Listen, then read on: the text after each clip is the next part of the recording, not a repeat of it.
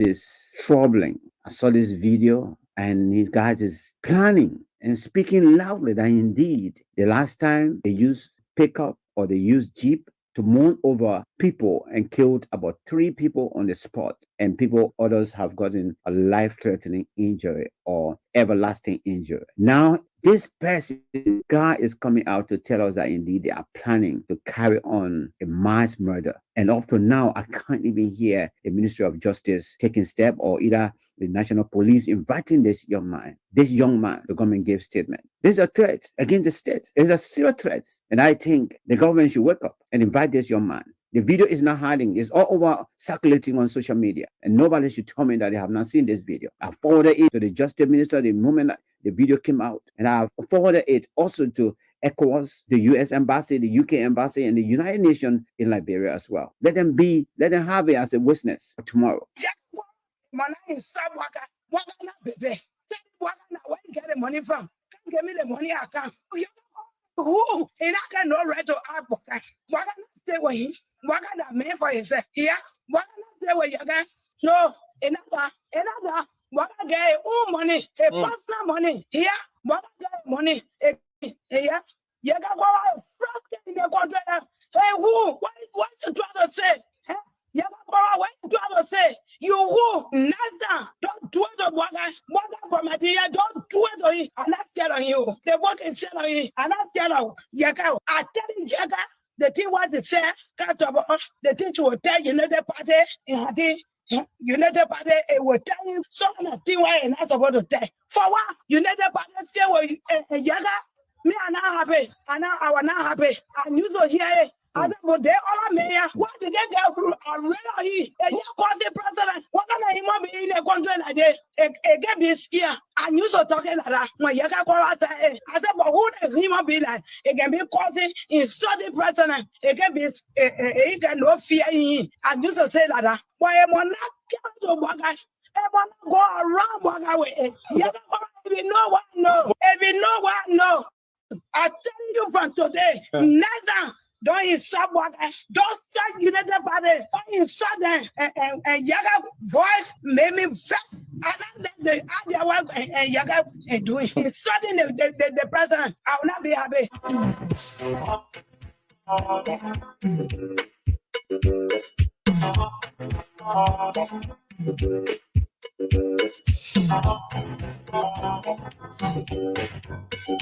Oh yeah. Today is another wonderful, great and pleasant day. Coming to you live from outside the nation's capital, Monrovia. First, good morning, good afternoon, good evening. If you just joining us, let me say welcome to yet another edition of the PBS. That's the Punch Breakfast Show. It comes your way every weekdays from Monday to Friday at about this time on your radio.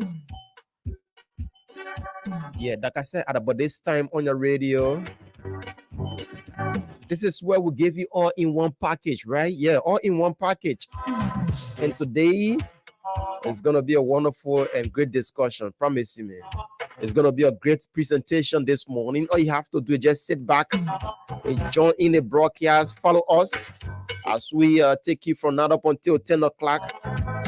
Yeah, riding through on the Punch Breakfast Show. Good morning, welcome. Wakai Amara Kamara is my name. I'm pretty seated here with my partner. Yeah, my guy, Harris Betty. We are here to drive you from now up until 10 o'clock this morning, giving you a wide range of issues, beginning with sports this morning. But before I do that, let me cross over to my partner and say good morning to Harris and welcome to the show. How you doing, Harris? Welcome. Good morning, Boakai. Good morning, Liberians. And good morning to every one of us, those of you via the Facebook as well. We want to acknowledge your presence this morning. It is because of you that we have the strength every morning to be on this platform. Yes, so I'm gratified this morning.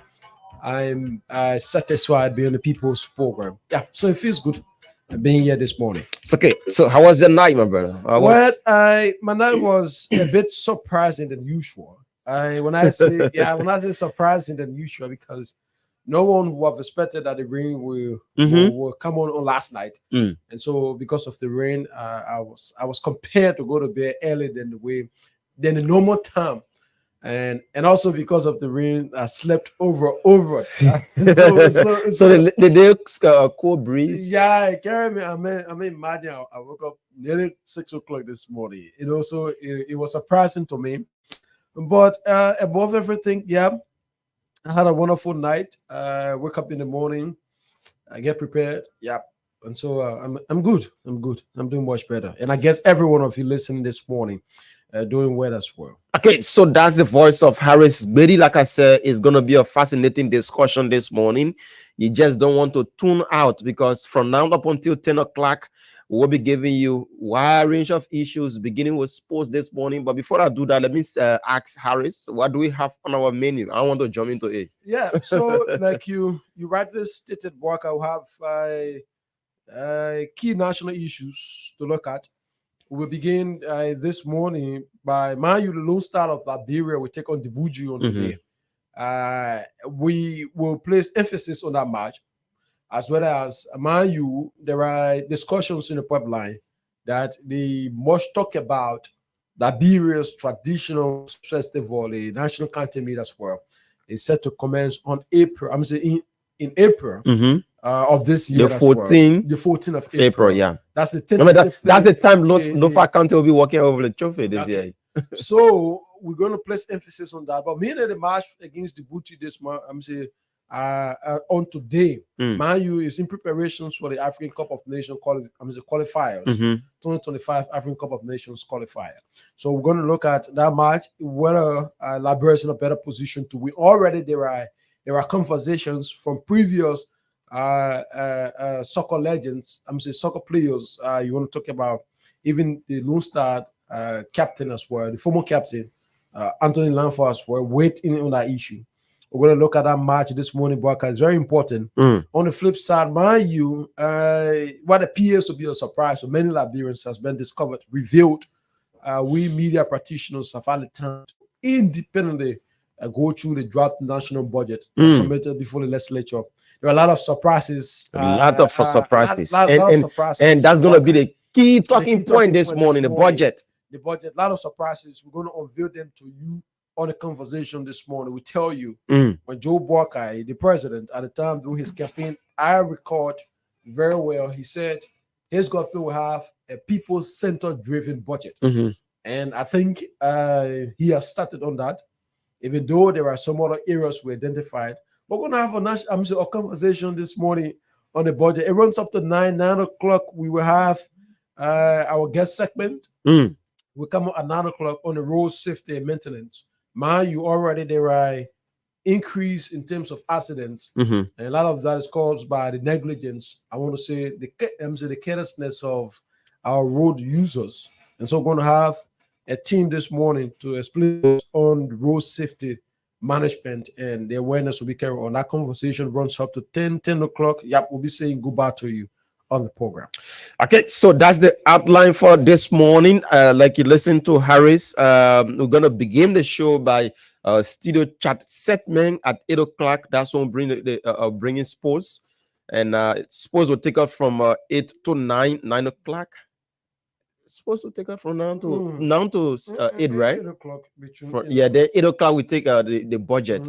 Yeah, so hopefully our sports guy can come in this morning. But the national team of Liberia, the Lone Star, today, we are showing light on it because the momentum for the game is not that much.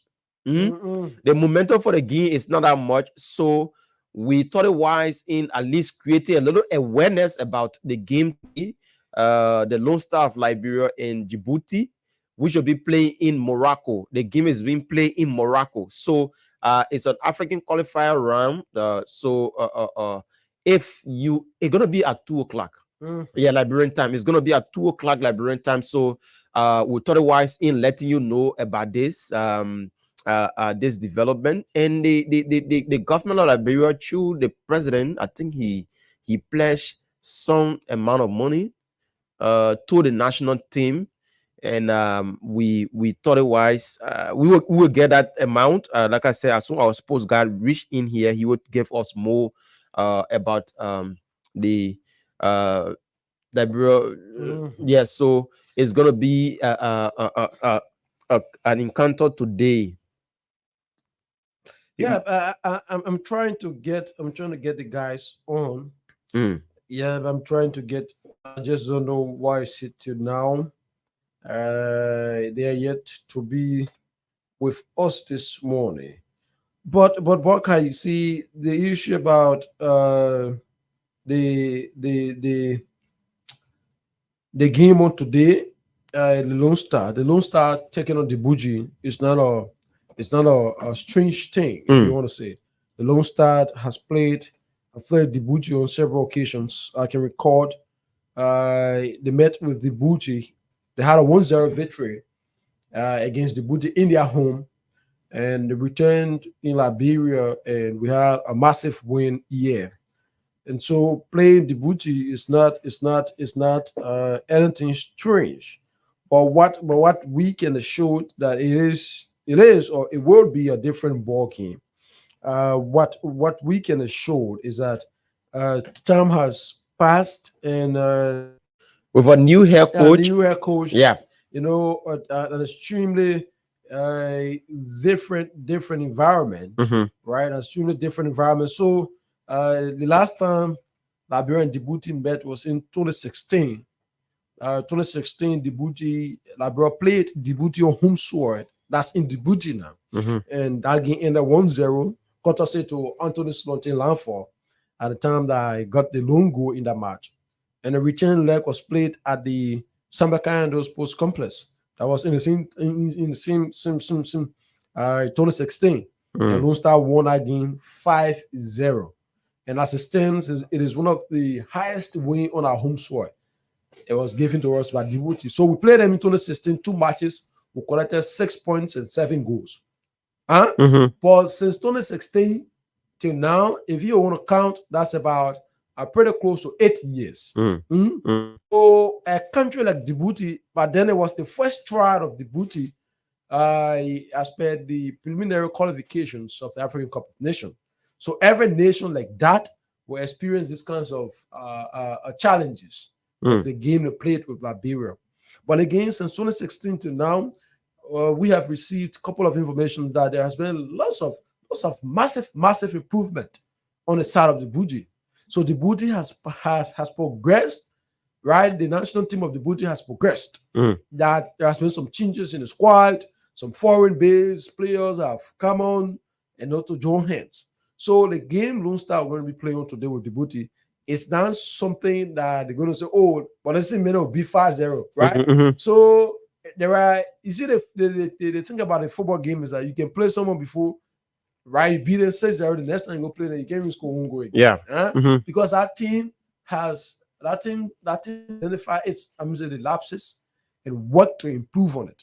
So since 2016 till now, pretty close to 8 years, I want to be very much convinced that the national team, the Djibouti national team has made a massive improvement. So Lone Star must have that at the back of their mind. Again, we cannot underestimate the team that Coach Mario took to Djibouti, because you have the presence of a lot of local-based players. Yeah. And I've followed on the social media broadcast. I know there have been a lot of criticisms why the national team coach, called only six foreign-based players and are over 17 local-based players. You see, I love the energy exhibited by Coach Mario, because you want to consider that the local-based players, once I play in our domestic leagues around, the first division, the second division, you go and name them. These are individuals that are determined, right? No disrespect to the foreign base now. Let's get it straight. But these are individuals that are passionate about the team.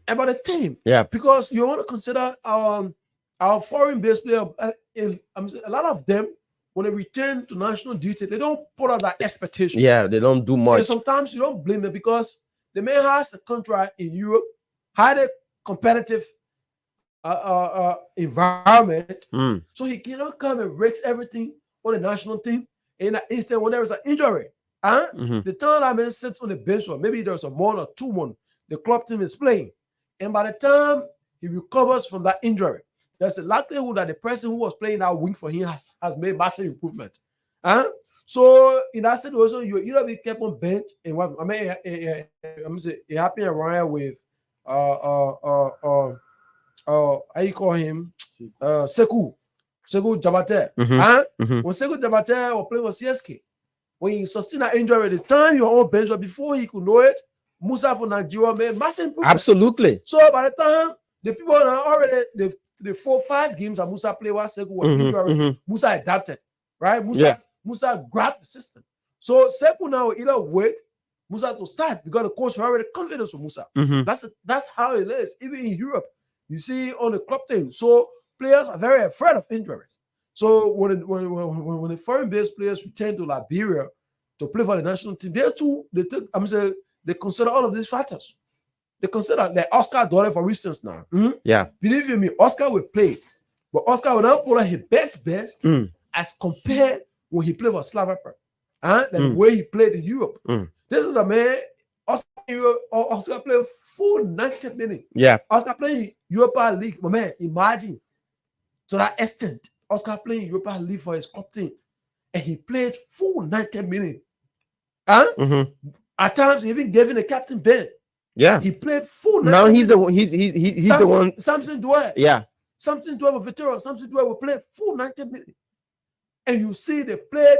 They will play them to the best of their ability, because to keep on the pitch, you must play. You must perform, and they will perform exceptionally. But you know why? When they return to Liberia, they will drop that pace. And sometimes I say, "Oh, the man is no, I don't know if you see that." But the part is that they got to consider that you play, because when you're on a club team, if you sustain injury from that level, the club is responsible. The club is responsible, and just not being responsible, the club understands that you are on the official details of injury. So sometimes, you know, they will have, but man, when you come to a national team, it's risky. Now sustain injury from a national team, and the club team still can't pick them or carry the person that Mohamed Salah will come play for Egypt when sustain injury. Liverpool send a private jet to come and pick and carry. But now our players, now if Oscar there, so the men do kind of got to manage, you know, how to play, you know, the way to get in the game. So that's why Coach Mario consider all of these things and call 17 local base. Don't be surprised today when Oscar they come from on bench. Oh yes, it's not about disrespect the way we usually see in football, right? But it's about preserving your best. So in the match with the booty, you want to consider all of these things until you see how the game is going. But man, Brazil can call Vinicius Junior and from Real Madrid when they go, they put them on bench. Sometimes they come from on bench. You think Brazil just want to put the guys on bench? No, you gotta consider these things. So that's from one end, we gotta look at it, Brakai. But on the overall, I'm confident I see prospects in the team, right? I've had the time to watch one or two of their practice sections, and I see prospects. I see prospects in that team, especially with the involvement of local based players. Okay, so the head coach of the national team, he had a press conference ahead of today's match. But just to let you know, the Lone Star held their last training session on yesterday evening. Conducted their final training session in Marrakesh for today's leg match against Djibouti in a preliminary round of the 2025 AFCON qualifier. So this is the interview by Coach Mario. Let's take this one here. So get accommodated with the floodlights. So that also was extremely good. So once again, thank you very much. Things so far are really good, and we're optimistic. Well, the good squad is good. It's a full squad as best as you can get at the moment. We had another 2-3 players that we wanted to take, but also for some personal matters we couldn't get them. But this is what we have, and we are pleased with what we see so far. It's extremely hard work, extremely good determination, the 5 foreign players that they come in, they played it pretty well. Yes, we had only one session with them, and 2 of them, they come straight from the flight. It was not that easy. Today we cannot do that much because obviously we have to get them fresh. So we done a bit of a gym session in the morning, and we'll do some light training session in the afternoon to have everyone fresh. But so far, everything seems to be very good. Well, there are a number of issues. One of them is because of such a short period of time until I've been assigned as head coach and with my team, we looked at what are the strengths and weaknesses, what actually are the positive and the negatives. And we also looked at players to be on form. And we saw that local players seems to be on form and they are playing regular matches. So thanks to the LFA, we had the chance to do several camps, small camps in Liberia. These players, local players, has been raised their level. So we thought that is a very good option to use as many as possible. However, it's not like we don't want to use foreign-based players, but if you look all over the 40 players we monitored, lots of them are not playing. Some of them, the season has started. So looking at what we had as option, we come to the conclusion that the 4 players are not as many as we wanted, probably not to help us. I said there were 3 of them that couldn't help us solve on this situation. So therefore, we thought that we have to give trust and we have to put a lot of belief in the local players. Well, they adapt him very well. In fact, playing fast. Okay, so you listen to him, Harris. He said we have to put a lot of belief in the local players, and I think he's trying to build up a team. He's trying to build up a team, so he'd want to start from the local player. That's why he's giving more priority to local players. And as a coach, I think he's doing pretty well because the local players will put in their all, like you previously stated. They will put in all then the foreign players. He's not disrespecting. He said, I'm not disrespecting the foreign players, but I think now our focus should be on building a team. Oh, yes. And the way we can build up a team is by empowering the small players, the local players that will give in their all, that will give in their time to get the Lone Star working. That's what he said. And I too support such a move, Buckeye. I see it welcoming because at that level, right, it also provides opportunity for our local players, because when you have a call to a national team, right, for a national duty, and while out there you get on the international scene showcasing your talent, it provides opportunity as well, right? That you could be picked up by agents around, because a lot of them won't have the time to follow on our local leagues. Already, already there is a challenge in terms of digitalizing our local leagues. Is a very huge challenge. So when you, the local base, have an opportunity, or have a national duty, right, to be called on a national team, and you out there, you performed, you show out, you could receive call for a trial. That's how Ashley Williams and others receive call to go speak on trial, right? And that's how a lot of them. So it is an opportunity for them as well. For me, I see with the call of more local based players on the team, it provides well. Just they just ended African Cup of Nations. You see DR Congo, for instance. The team that DR Congo took to the African Cup of Nations, about 85% of the players were from the local base.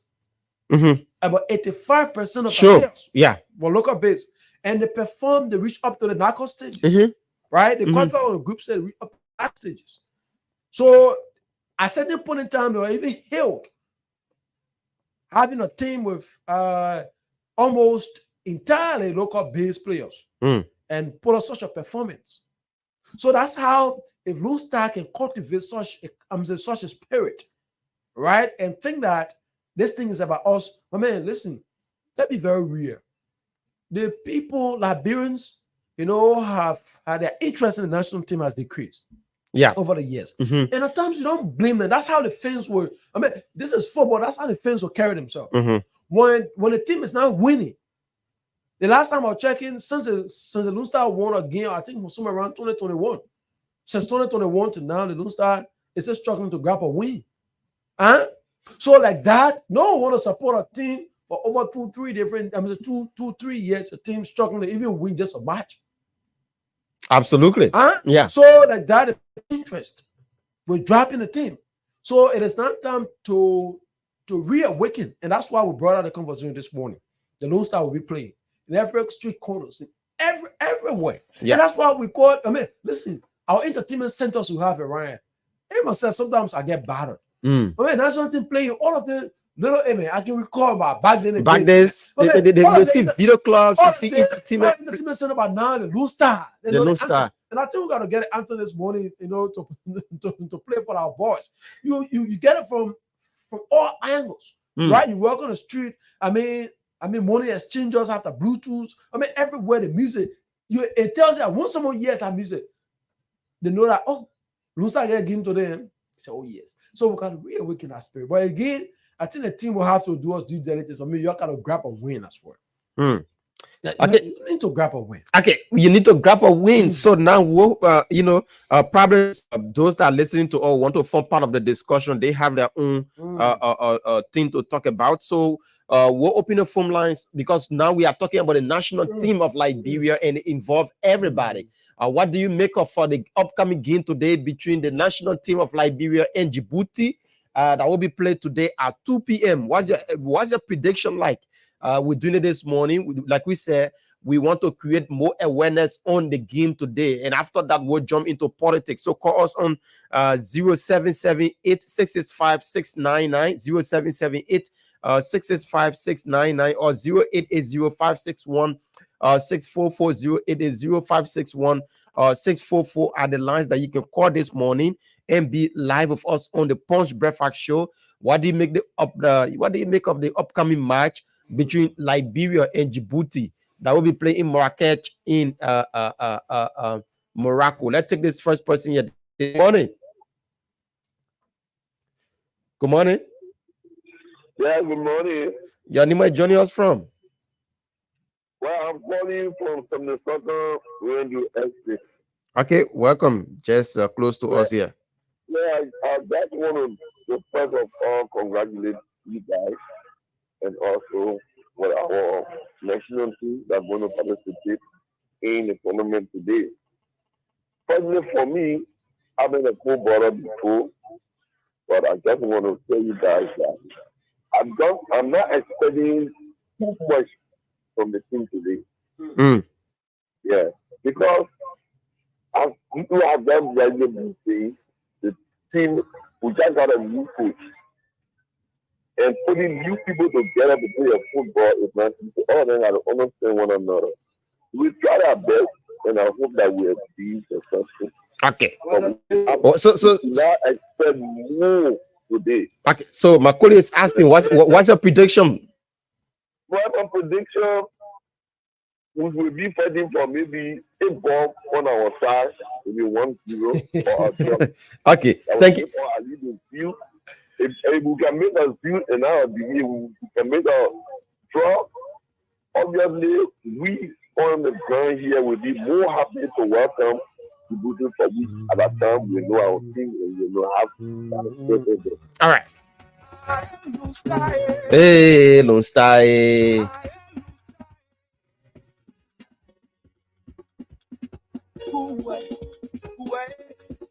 Yeah, you know, this song is a song that can put you the momentum, my brother. Yeah. You play the song in Money Star, man.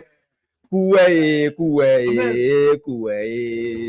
I'm playing for my active. Look about. But also go say it's over. Bro, I feel like CS. But the corner just the line.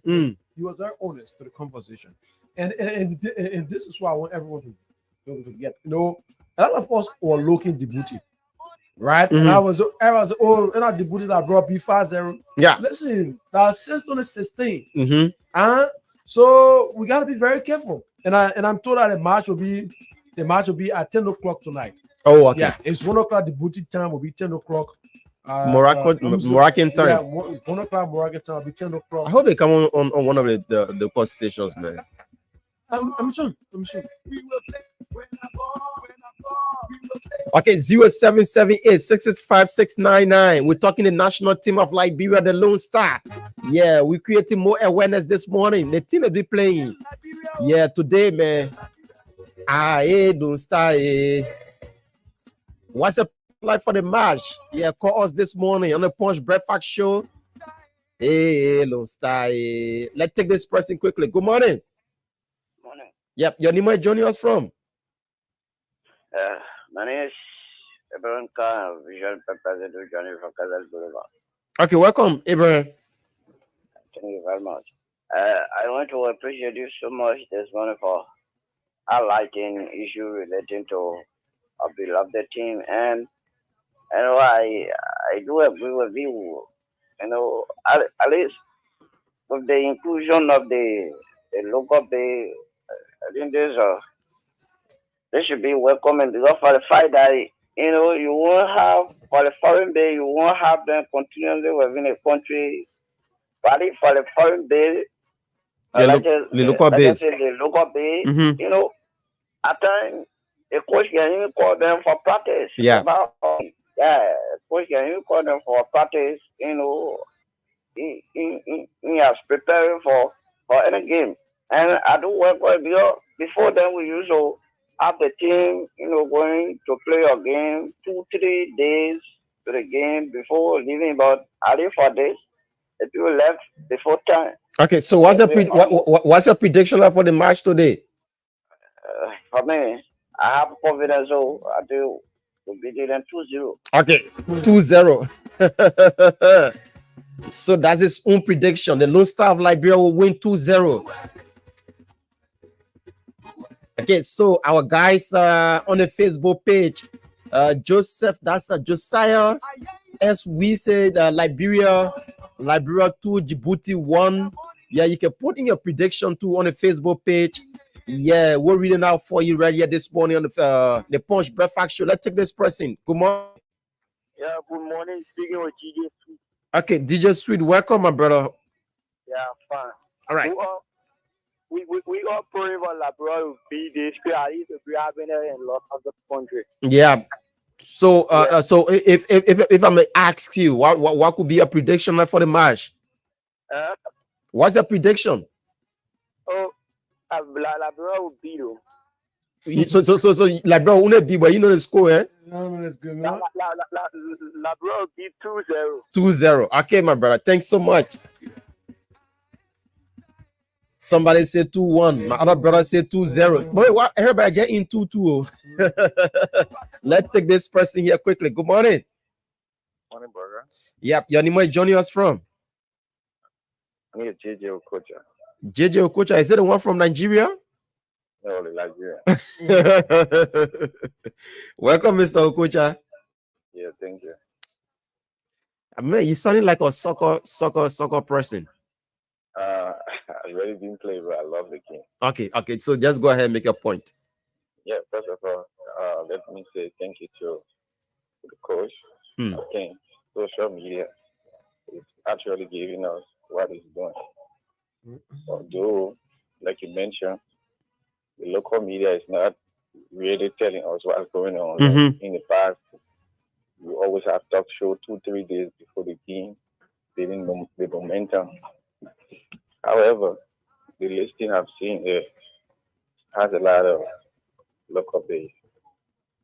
Though we will not go for the win, in my mind, we can settle for a draw because the strikers I see he selected are all local base. Since we think that at that level they lack the experience. We shouldn't imagine. So yeah, saying that we shouldn't think of a win. So what could be your prediction for today's match? Will it be a draw, or you think Liberia will go down? No, I don't think going down will be the option, but we need to settle for a draw, come home and fight to win. That's the best thing we can do. Okay. Thanks so much, my brother. Change your culture.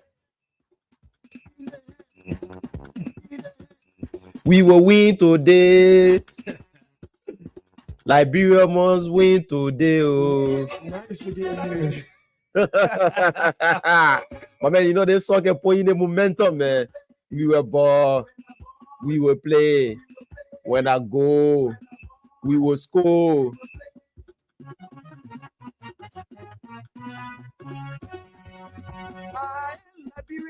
Hey, Liberia. Oh.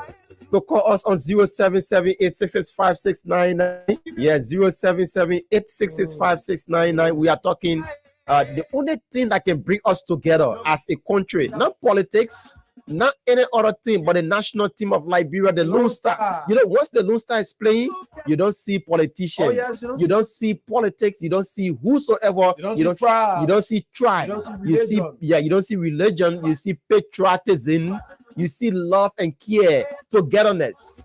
That's why we call the national team the nation's pride, The Lone Star. the Lone Star of Liberia. Let's go. Yeah, let's go as we take on Djibouti. This it's on today. Yeah. And I think the caller just left the lounge to Mhm. some point. That at first you used to see a lot of radio appearances, radio momentum. And, Yeah. and last night I was just sharing this with you. Mm. I think even the LFA not even doing well. Yeah, It wasn't publicity. in- publicity for this game. Yeah. Very low. I don't know why the reason. Is it because we are playing way?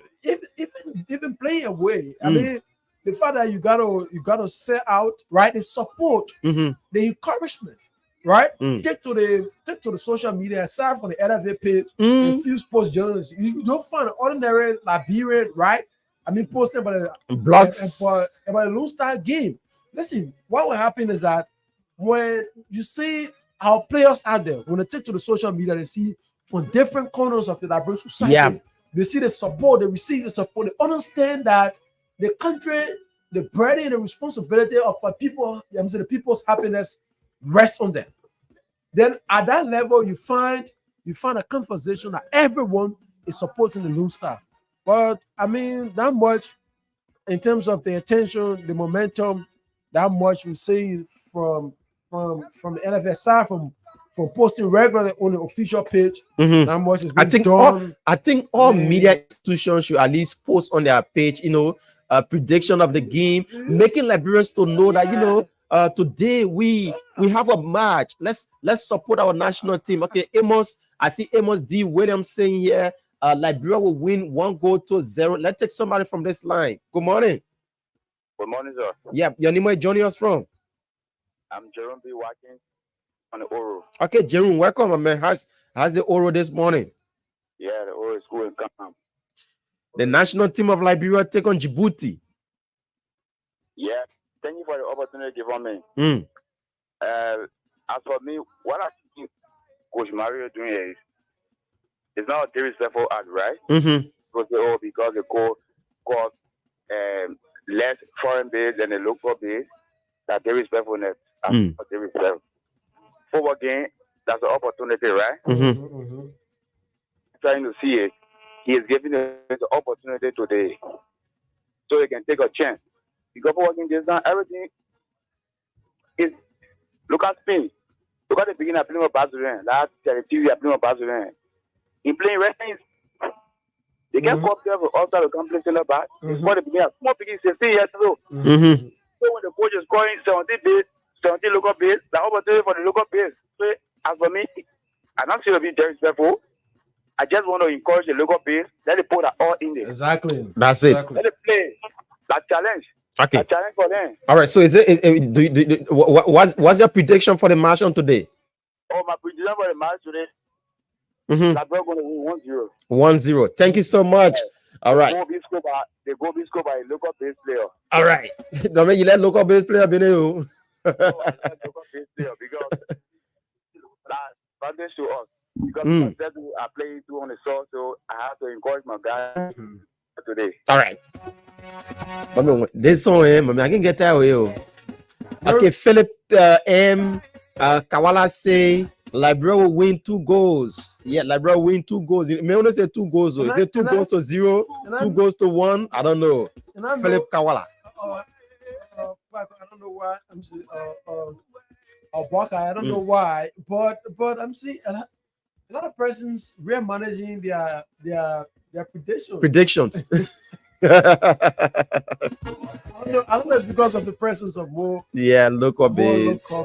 And secondly, with our playing away, probably that's why they are seeing Amoni go. I say, well.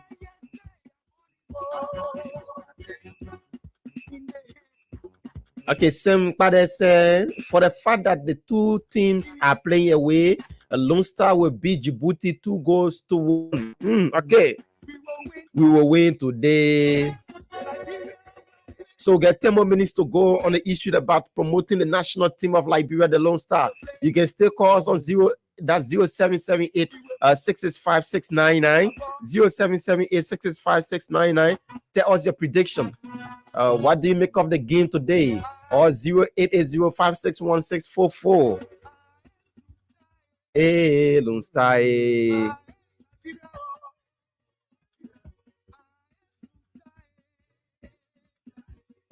Number one, get the ball. You pass it to number two. Number two, get the ball. You pass it to number three.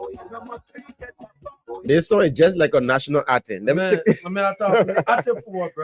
this person here quickly. Good morning. Yeah, your name. Where you calling us from, my bro? I'm David calling from Sopinik. My man, they play. I'm feeling energetic because the national team is playing on today. Yeah. My prediction is 3-1 in favor of Liberia. Oh, Liberia will win 3-1. Yes. Why are you saying so? Because I'm satisfied with the team, the coach carrying more local based international players. Okay, thank you so much. 3-1 according to him. I mean, they were playing football, my man. I'm coming from the number 7 win, bro. Oh, but Tabella was sweat. I was saying number 7 can be level, right? He said number 7. He asked me level, right? My man, one on the page. I mean, you're trying to, have a game for Punch FM. You're just trying and see the real star. We see the national team return. Maybe we'll play there. Imagine our bossman Patrick Horner play, my man. Let's take this person. Good morning. Yeah, good morning. Your name where joining us from? Yeah, Prince Spencer calling from Red Line. Okay, Prince, welcome, my man. Yeah, not bad, bro. All right, so the game on today, just lower the receiver in the back. We are getting feedback, or you walk away. Okay, my prediction will be 4-0. 4-0 in favor of who? In favor of Liberia. Liberia beat Djibouti. The man, not because he beat the post says then you mean you'll beat them for you.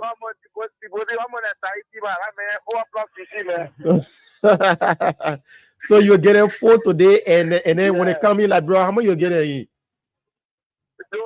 Maybe we'll go less than we'll take 10. Look at Balo. My man, Baba, man.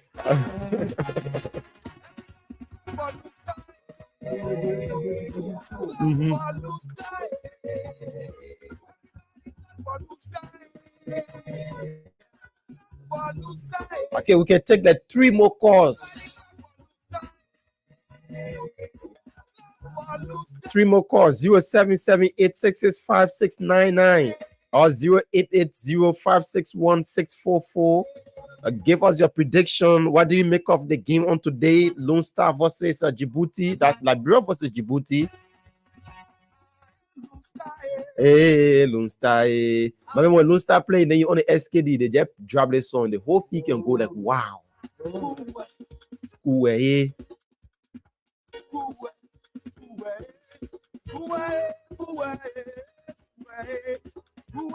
Let's take this person on the line. Good morning. Yeah, good morning. Your name is joining us from? Josiah Matari calling from Football Fan Panel. Welcome, Josiah. I wish Liberia today good luck. But without Tommy Songu, Liberia going to beat 3-0. But as Tommy Songu is there, Liberia is going to drag with 2-1. So they will beat because of Tommy Sango, they will be Liberia 2-1. Liberia will beat 2-1. When Tommy Sango in the poll, Liberia will be 3-0. Oh, okay. Yeah, So to me, Sango there are two.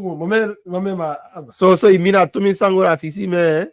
Yes, because Tommy Songo doesn't have any clean sheet for Liberia, but we pray that Liberia beat 2-1 today. They may play I may play in 2016 against the Booty away. They may won. They may won 1-0. He play home. He won 5-0 against the same Djibouti. Don't want scoring. At that time, he was coming on New Day. Going go now is not easy. Yeah. So because he will score one of us, eh? Yeah. Okay. All right. So more prediction coming in. Aliu Keita said Liberia 3, Djibouti 0. Montgomery said Liberia 2, Djibouti 0 as well. So the more prediction coming in. Yeah, more prediction coming in.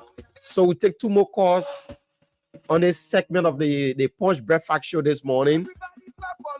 Yeah.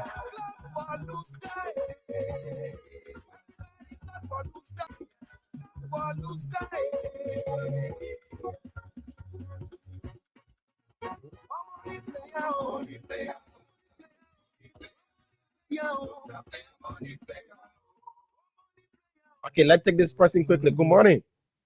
Yeah, good morning, sir. Yeah, your name is joining us from? I'm Boya Sherry from the Oro. Yeah, welcome, my brother. How's the Oro this morning? Yeah, now, but at least I got thank you. My man, the weather is cloudy, right? Yeah.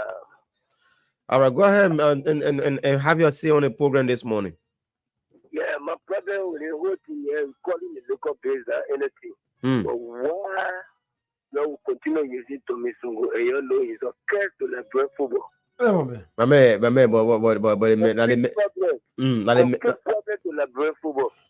Tommy Songo not ready to mind. He play menacing to destroy his friends. There you go. How you say man play menacing?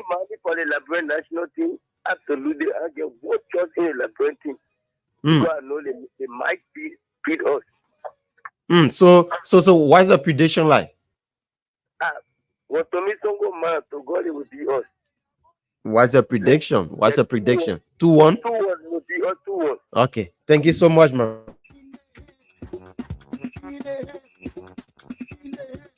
We will win today. We will win today. Oh. Listen to Mr. Blocker, eh? Don't get on the page right now. Yeah. My football is so. Okay, Rising said Liberia 1, Djibouti 0. Okay, so we take our last call. Yeah, our last call on this segment. So 0778-665-699. NFA not pay for it. Yeah, NFA not pay for the whole 1 hour getting. Yeah. As a national. Yeah. NFA not pay for the 1 hour. Clear 1 hour getting.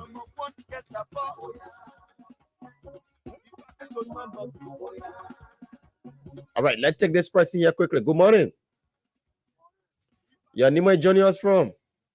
I'm Michelle Yaxi from down in second. Welcome, Michelle. The national team of Liberia played Djibouti on today. Struggling 1-0 for Blue Star. Struggling 1-0. What happened? You don't have confidence in the team? I have confidence in my team, but going against another team, I need to know who are playing.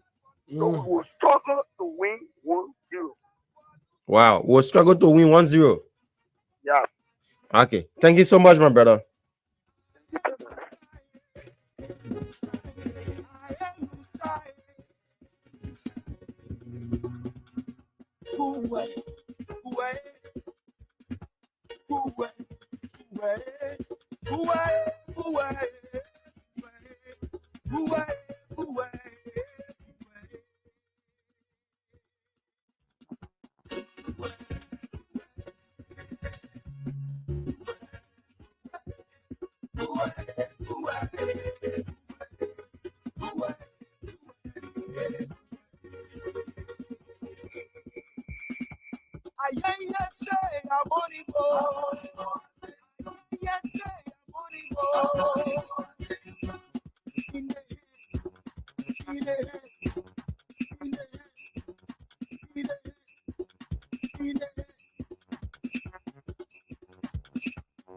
win today.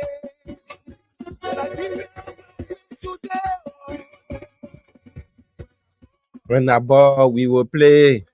Okay, so folks, this is how we wind down the curtain on this edition of the program. On the segment of the program this morning. So we thought it wise in bringing you that to promote the national team of Liberia, the Lone Star, as they take on the Djibouti.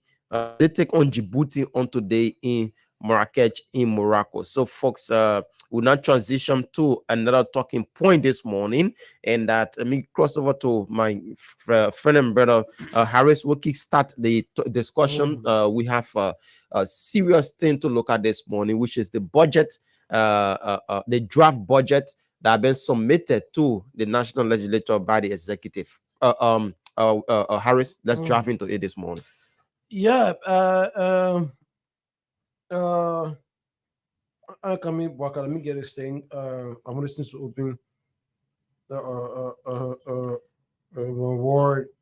Yep. So as Harris is trying to get that, the national budget, that's the draft budget, was submitted to the national legislature by the executive, and there have been lots of surprises within the national draft budget.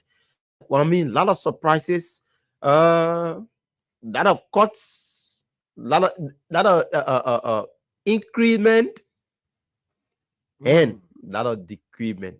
Can I say it that way? So the budget have been submitted, and it's an eye opener. It's serving now as an eye opener. It's left with the legislature now to act on it, as been submitted by the president to them. So yesterday, the draft budget will be looking at key component of that reduction. In a reduction in some, they say the Ministry of State for presidential affairs have been reduced from 20 million to 9 million. So from 20 million, the Ministry of State were having 20 million in a, call it down to 9 million. So you see, from 20 to 9 million. The president office in a budget, they were receiving 4.4 million USD, but they cut it down to 2.2 million, from 4.4 million to 2.2 million in the draft budget have been submitted to the national legislature. That's the president budget. So the vice president office have been reduced from 4 million to 2 million. 2 million extra was subtracted.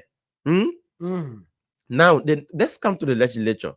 Now the budget is in front of them.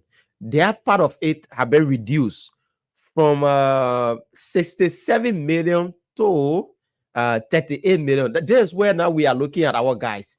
If they will accept this and work accordingly, executive, that's the problem now. With the national legislature, but again, somebody said the president office is also cut down. It's not only the legislature that is being cut down. Every sector is being cut down. An increment is being made to key component places that we need to increase, most especially education, health, and agriculture. So let's continue. The legislature, they say their budget have been cut down from 67 million to 38 million. The pro tem budget have been reduced from the Senate pro tem budget have been reduced from 4 million to 1.2 million. From 4 million to 1.2 million.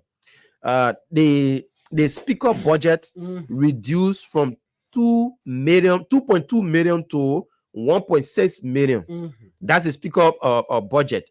Then the deputy speaker budget been reduced from 1 million to little over 515,000.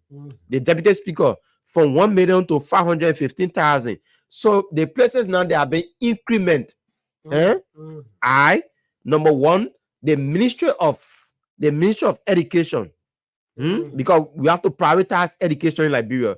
So Joseph Boakai and the finance ministry saying the increment have been made from they were receiving 98 million in the budget, but they have increased from 98 million to 105 million, from 98 to 105 million for education. The University of Liberia have been also been an increment. Their increment is from 30 million to 32 million. So extra 2 million have been added onto their budget. The Ministry of Agriculture, the increment on the Ministry of Agriculture is from 64 million to 75 million. 64 million to 75 million. Okay, so that's it. The health sector, the health sector increment have been made from 64 million to 75 million. Agriculture from 4 million to 5 million. Agriculture from 4 million to 5 million. So these are the places that they have been little increment in the budget. So Harris, that's it. Indeed, Walker, and I'm looking through the draft national budget, and this budget will be effective from January 1 up to December 31. And so the government submitted this budget, Buakai. You know, this is a very bulky document, 527 pages. Oh my word. All right, sorry. 527 pages document. So such a document is very bulky that not much persons will have time to go through it and summarize like the way you did. But you see, it is important that at times when these kinds of information come to the public, we take our time. Like the two of us have been doing over the past time for about 2-3 days now. We've been scrutinizing this budget. Right? We've been reading through.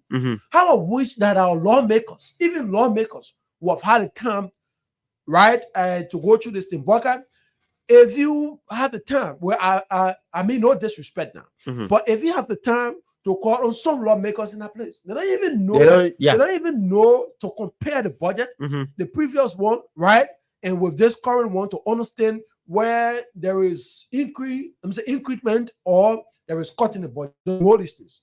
Because a lot of them, 527 pages, like I said, not much person even have interest to go through it. But thankfully we did. Now, there are a lot of things we identified. Before we transition to that, like the way President Buakai, you see, for me, I've been very keen in Buakai. NAMOD Partner for Democratic Development did what they call a comprehensive summary of all of the promises Joseph Buakai made during the campaign, and up to his inauguration. Right? It was summarized. Now, the United Party has its arrest agenda. All of what they promised that they would do has been summarized. I've had a time I have in my possession the two documents. So every time when the government take a step, what I do is I go and read through the document to understand what it promised President Buakai. If President Buakai promised this to the Liberian people, what he's doing, and I checkmate it. And it was interesting to know last night, I was reading through the NAMOD panel's comprehensive summary of the JMB promises to the Liberian people that he would do. And I realized that the president made a commitment that his government would champion a people-centered government, a people-centered budget. For too long, lawmakers have complained. For too long, that Liberians have complained that the budget over the years haven't been reflective on the lives of the people. If you had, for instance, the National Legislature with a total budget of 67 million, 67 million, the National Legislature. If you have, for instance, the Deputy Speaker position, if you have the Deputy Speaker position, for instance, for about over 2 million allotted to that position, then you come to understand that bulk of the budget, what it should be, where it should be directed, the funds where the budget should be directed in the interest of people is not taken away. So the new government, right, the Joe Buakai administration now have considered all of these things, have considered all of these factors.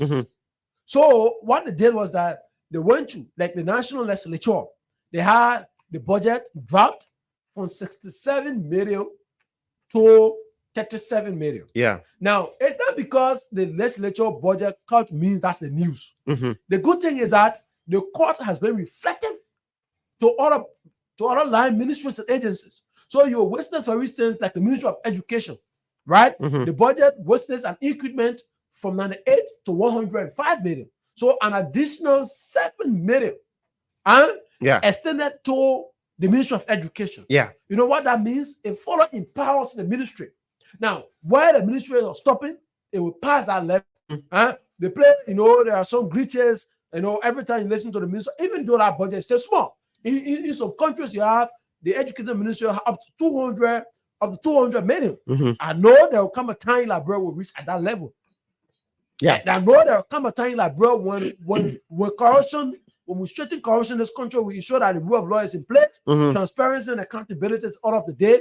We'll reach to a point where our education budget will witness significant improvement. Even though we haven't reached that point, we hail the government for considering that education is paramount. Yeah. So they have the budget increased from 98 to 105 million. Then you ask me what the importance of that? I wonder. Right? Yeah. I wonder. And that's what I said. We will be critics, but when the good things are done, we'll sit on the show and welcome it. Yeah. We'll sit on the show and commend the government for it. So if you have from 98 to 105, imagine the University of Liberia will witness an additional 2 million budget. Increment. Yeah. So already 30 million, the University of Liberia had 30 million. They were operating 30 million and the free tuition were ongoing. So but I come to think about additional 2 million adding up to that budget. The Joe Biden government will cancel free tuition. I mean, let that just be logical, right? We had 30 million allotted to the University of Liberia, and the government ran successfully the free tuition policy. So if the university has witnessed additional 2 million increment in our budget, then you say the Joe Biden government will cancel free tuition? No, man. For them, I'm asking, where is it? And so if we have free tuition policy across our public schools, our high schools, government-run institutions across the country, but at the time the ministry is functioning on 98 million budget, now they're wasting additional 7 million. Then you say common school and people pay school fees? Okay, so let me just read this for you. The budget when it comes to security, national security, the Liberia National Police budget increased from 18.1 million to 18.8 million. An additional 700,000. Yeah. So that's additional 700,000. That's just the Liberia National Police. That's just the Liberia National Police. Now we come to the LDEA, the Liberia Drugs Enforcement Agency. There have been increment from 1.6 million to 2 million. From 1.6 million to 2 million. That's 400,000 have been added to the LDEA budget. Additional 400,000 has been allotted to the LDEA. Yeah, increment. So we come to the Liberia Immigration Service. The Liberia Immigration Service budget have been increased from 6.6 million to 6.5 million. Extra 500,000. Extra 500,000 have been added to the Liberia Immigration budget. The Liberia National Fire Service budget increment from 2.5 million to 2.6. That's 2.1 million to 2.67 million, which is that's 67,000. 67,000 increment. Yeah, 67,000 increment. So that just when it comes to security, and that should be welcoming. It is. So now you understand, right? When the legislature, their budget have been quite significantly. I mean, from 67 to 38. 38. That's a significant cut, right? In the legislature. But guess what? That amount has been directed to all the line ministries and agencies and government functionaries. You know what will happen if the DA has witnessed additional 400,000 increment in the budget, right? It further strengthens and empowers the FDA to move forward. Yeah. If you have the NMP has witnessed significant 600,000 1,000. Yeah. increase in that budget. It further empowers. Why is true we cannot sit there and say it will solve all of the challenges with the LMP. LMP. No, we cannot sit there and say it, right? But what it will do is that it will further strengthen that institution to function, right? It will further strengthen that institution. So come to think of it, additional 600,000 have been added. The Liberia National Police additional 700,000 added to the police budget. So you see, 700,000. So if the lawmakers now, the government is their salaries, their benefits, it is reflected in the lives of the people. That's why we say we need a people-centered budget. Yeah. So today now, that 700,000, if used properly for the purpose intended, you will not be going to a police station again, be buying station. Every buy station now. It used to be like go to police station, you gotta buy a police sheet before they read your case. Right? So when you go to the DEA now, when you call DEA to come read a ghetto, you will not put fee in a car before they come to you. Yeah. You understand the importance of it? Yeah, because how the budget reflects. Yeah, because people. the DA extra 400,000 have been added to their budget. That budget. 400,000. So you see, so imagine the president's office. The president budget has been cut significantly. Yeah. The budget. Let's just look at the Ministry of State. I'm telling you. I'm coming. Ministry of State. Ministry of State from 9 million to 4.4 million. And I want to do my math. For me, I'm math students, right? I'm coming. Okay, the Ministry of State from 20 million to 9 million. For 20 million, right? Yeah. Okay, so math, he said 9 million is what percent? We're doing math and what percent of 20 million? 20 million. Okay, so you say 20 million, 9 million from 20 to 9. You say 9 million is what percent of 20 million? We're doing math now. Yeah. Okay, so it's a 9%. Okay, so 9% is 45. Is 45% of 20 million. So you said the state budget wastes about 55% cut. Wow. 55%. So, because you have 9 million is 45% of 20 million. So the remaining 55% to complete the 20 million. You understand? So what this means is that the Ministry of State budget wastes 55% cut. Wow. Hey man, the people that are providing information, that's the way to sell it. Don't say for 20 to 9 million. You're not understanding it correct. How many cut? So 55% cut in the Ministry of State budget. Wow. We move to the president office. We move to the president office. Let me go there quickly again. The president office. Yeah. I'm running there.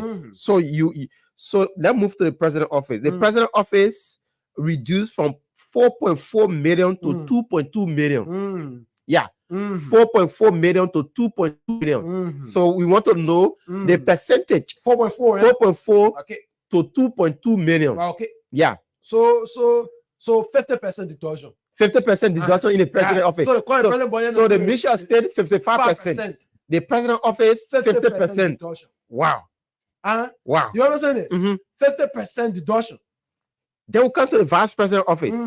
The vice president office from 4 million to 2 million. Extra 2 million. 4 million. Yeah. 50% deduction. 50% deduction. Extra 2 million. Extra 2 million wipe away.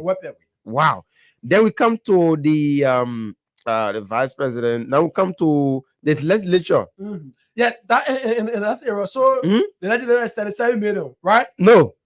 From 67 to 37 to 38. To 38. Yeah, from 67 million to 38 million. To 38. Yeah. 38. My word, this thing. Okay, so the legislative budget was about 44%. So their own. Their own is the president own is more than them. No, the Ministry of State. No, their own is more than the president own. Okay, because the president, the money the president, right, is just from 4 to 2 to 2. Yeah, right? So it's about 50%. But for 44% depending on the amount. So they were 67 and they've been reduced. So to 38. So if you look at them, right, it's about 29 million wiped away from their budget. From the national legislature. Oh, yes, 29 million. So that's what I'm saying we need. Would they accept now impacting this budget? They cannot accept it now. Why not? What you say? Because listen now, that's why we said we need representatives to represent us. We don't need money eaters. We don't need, you know, wefts. I'm saying people that are seeking wealth. Weft. We need representatives. Representative people. That's to say, if your people, young girls, high school in a district, you don't find the need to buy a car.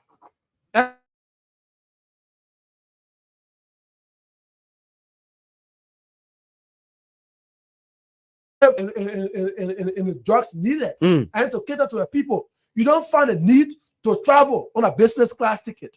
Then at that level, you become the representative of the people because the condition of people should reflect to you. Sure. So, I mean, listen, if you see a representative ride 60,000 car, I mean, so show that in a constituency, I think the schools there, all of the libraries are functional. Okay, so let me just ask you this question because I'm looking at this budget. It reflected all over. It's not like it only did it to a specific area. The executive is feeling a pinch. There have been decrease in the executive budget. The legislature feeling it, but now they will say probably they just for the Boakai administration to score a political game on the back of the legislature, most especially the opposition lawmakers that will be in the house. Do you think they will sit there and say, let's allow this budget to go so Boakai and his team can score a political game on us? Again, Boakai, you may be right. Yeah, that's it. You may be right, and I'm looking at it from a broader perspective. Thankfully, you stress that point. That perhaps it is the first year. A lot of expectations are directed on the government.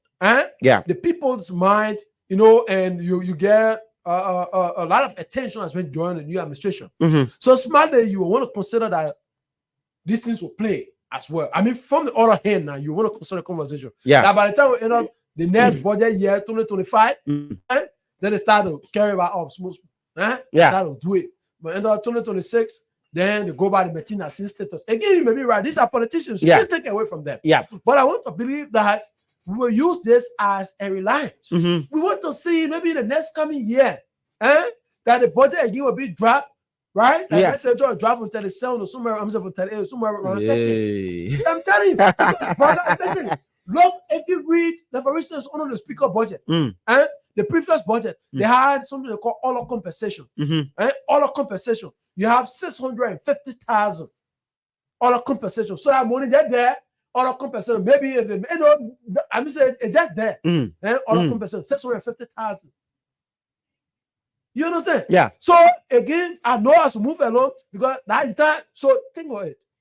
When the budget, they declare that from there, it wiped away completely because you cannot have 650,000. Listen, that's 650,000. You know how many schools that can be built? Can be built from that 750,000. You know how many schools can be empowered? Yeah. Use 650,000 to supply armchairs across the country. You understand how many you know, our students will be sitting on the bare floor. Yeah. So it tells you that's why the government are very sensitive. Imagine the deputy speaker enjoys a budget over 4.4 million, pretty close to 4.4 million. I mean, think of that thing. Then they call him a budget of to 550,000. So now the boy in middle, yeah. 550,000. So now, Harris, I think this is just like putting the lawmakers under the bus, throwing them under the bus. The Liberian people now, everybody looking at the national legislator on what they will do, because if they just don't accept this budget and work along with it, the Liberian people will now say they are our problem, because Boakai are already, you know, saying this that, or this is how I want for this budget to look, and Liberian people are already started welcoming this. They are celebrating this particular decrement in the budget. You know my thought, Boakai, and this is when the legislature will begin to work. Huh? Mm. And I'm saying this again. This is when we expect the legislature. The Constitution says, as a legislature, you have 3 cardinal functions. Yeah. The word cardinal I've had last time I checked, it means important. I don't know now as we move. Maybe the 21st century they change that word definition. But the word cardinal meant important. So what it means is that representation and lawmaking and oversight. Yeah. So it is not time that the legislature begin to work, because you know why? For me, I'm understanding this budget to be that we take the money from you because we get the money, you're not using it for the purpose intended. So we're taking the money from you, we're giving it to the ministry to work. That's how I understand this thing to be. So it is not time, man, the legislature get on their feet and say, Mr. Education Minister, you had an increment of 7 million in your budget, so that you could go beyond what you did over the last the past year. Where are we? Mr. Police Director, you had 700,000 increment in your budget. Where are we? Yeah. In terms of a service delivery. Sure. You call Mr. DA, you have 400,000 increment in your budget. Yeah. Mr. Health Minister, you have over 5 million increment in your budget. Where are we? Then now you have a legislature that will be robust, effective. Because over the years, what have been made to understand that the legislature will just pocket the money and become humanitarians. So if we carry on a project in a district, will be at the discretion of the representative. Yeah. And that's why people are call about say, I can't bear nothing in the place because I'm aware to do it. Yeah. So it'll be at their discretion. That the day the man feel that building hemp pump, you go pay hemp pump. Man, the last time I checked to build a hemp pump is pretty close to saving $800. Now here lawmaker build. I go dedicate and dedicate and feel that he have done something for the Liberian people. When you have such a money in the budget, over 29 million, that should reflect the wealth of the people. So it's not time since the government said that we get the money after the years, nothing you're doing, we're taking it from you. So I'm seeing the lawmakers who say, okay, no problem, we accept. You are taking the money. When the executive take the money, right, and distribute it, and then lawmakers now say the lawmakers now will start. What do you see? They see the impact. Start to provide oversight. I mean, like if it takes every week you summon a minister, you do it. Yeah. Every week you summon a director, you do it. Then now we get into them. I mean, we can get DA additional 400,000. Then soon the money work around so you will start saying get to there. Then you say, man, let DA boss go the 400,000 additional. Okay, you joking? You joking? We can get 700,000 to Gregory Como. Yeah. Additional 700,000. Then we can see clean uniform our police officers. See clean uniform. On top of that, on the more end, police officers are here to take pay. Yeah. Then you say, man, let Gregory Como go free. For what? As a legislator. Yeah. Then I sit down there and let Gregory go free. Chancellor receive additional 700 million increment in the Ministry of Education budget. Yeah. Then you say tomorrow we'll see the student in Plibo strike because no armchair. No armchairs. That's where the legislature oversight comes in. You know what I'm saying? That's why we say it is time legislature to embrace the budget. My man, I need to take out stress when you're here. Because people will not be going to you not to be begging for baby dapper for the 1 year my child school fees, because they know that the Ministry of Education have been empowered. Agriculture, for instance, receive over 5 million, pretty close to 5 million increment. So now once see farms. So then you tell me. Our own rice. I'm a representative. The Ministry, the Ministry of Agriculture received over 5 million increment in their budget. Then you say, I go in my bombing. Then the farmers they're complaining on seeds. They only need seed. Yeah. And so that they can carry on large farming. Then you say agriculture minister will go free. Brother, you telling me? As a representative, I will be stepping on I will be stepping on your neck. I will step on your neck. So but that's for me. It is from that perspective I'm understanding the budget. It is from that perspective I'm seeing it. So it reduces the burden on lawmakers. I mean, the last time I was sharing a conversation, I think on a similar budget with with a lawmaker, and Braga were having cross section prior to this budget now. In my presence, that gentleman received over 9 calls. And listen, the interesting thing, all of the 9 calls were people that were calling for assistance. From the lawmaker. And nothing interesting. Someone called and said, they put my dollars out for registration fee for government school. And then the man asked, the person said, 2,700. And I said, so you know what ran in my mind? I said, the people are right. That's what I said. The people are right. Because if we had our education system, right? I'm saying if we empowered our education ministry, so they ensure that all of the schools are subsidized, and they are functioning effectively, these kinds of complaints won't come into, won't be coming to you as a representative. These kinds of complaints won't be coming. So you will focus on the implementation of the laws. Sure. But because you guys want to enrich yourself at the detriment of the people, then the people in return have nowhere to go. So they will come to you because they have seen you guys as the only alternative. And that's what some lawmakers want. Everybody should be going to that doorstep and backing them. Oh yes. That's what they feel that. Like that they can say, oh yeah, I be man, I this one, I that one. Oh, yes. But this we see this coming. We never saw this coming because the political, look at it from the political standpoint. Do you think Bouaka is one way or the other achieving for the past 3 months? I don't want to be the way CDC said they come and expelled their senator because he gave Bouaka 80%. Bouaka 80%. Yeah. I don't want Point 7 to expel me too. But listen, right? On the average. No, you have a view, right? And it's being respected. On Yeah. the average, I think for me it is still new. To grade, to criticize negatively. It is still new as well to sing praises. History has reminded us that the earlier you hear a man, is you create a pit hole for him to fall in. Yeah, but one thing I commendable. I'm coming up. Complacency takes over. Even to that point, we, as respecters of democracy, understand that when there are good things, we commend them. That's why some of the world's greatest critics will tell you that they were on the side of the people, because the side of the people is where when it's good, it's for the people. When it's bad, it's than the people.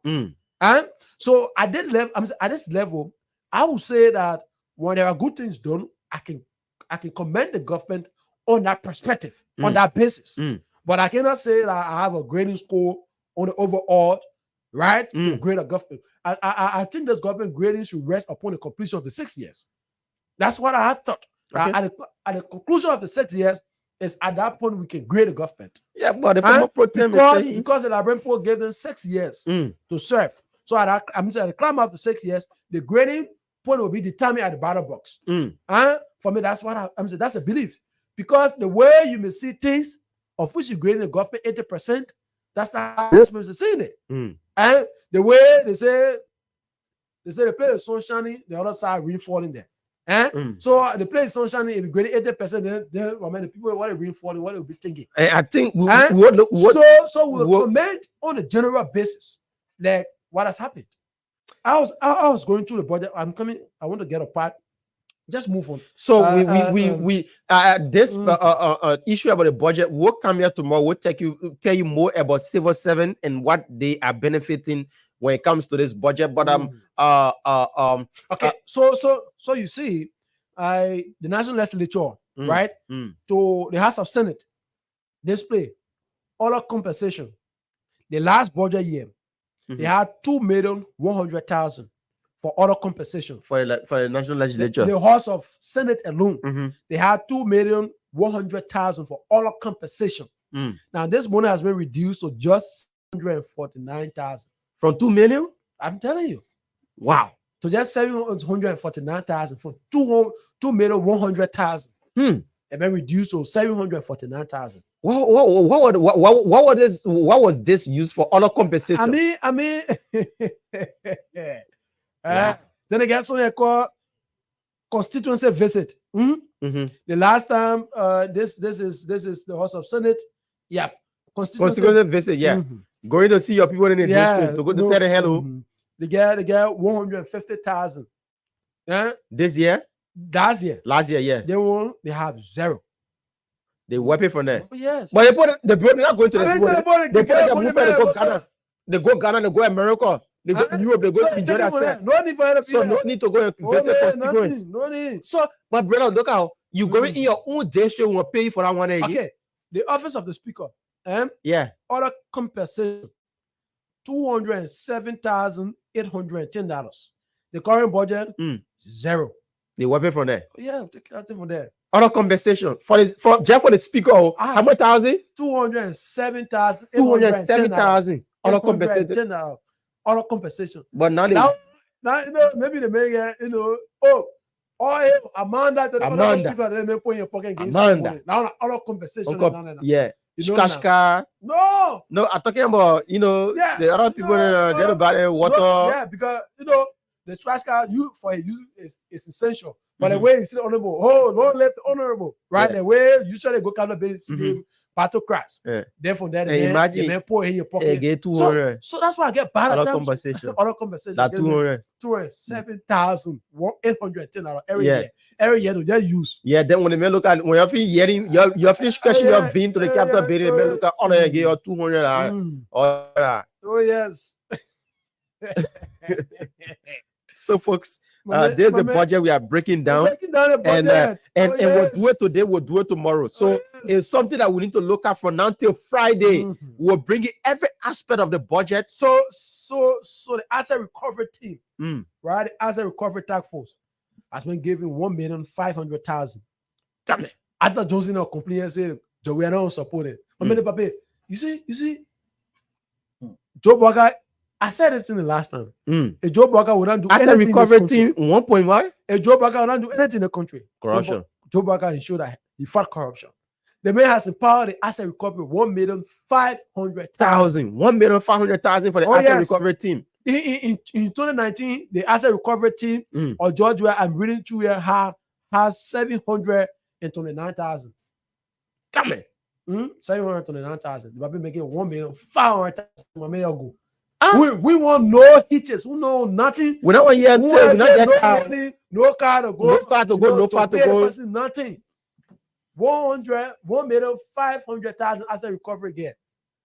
So if you think get a property in the hole, like we not know about it, right? The asset recovery team has been empowered. Damn it. Oh yes, and that's why, and that's why I'm strolling down. I want to get to the anti-graft institutions. There's one part, the LSCC, the Liberal Anti-Corruption Commission. I'm coming I want to get. Yes, so my people, like we said, we're breaking it down for you to understand. I want the men that sit inside the radio, the old man, let them understand. We put nothing here in colloquy for you. The budget, the money they put in, we talking.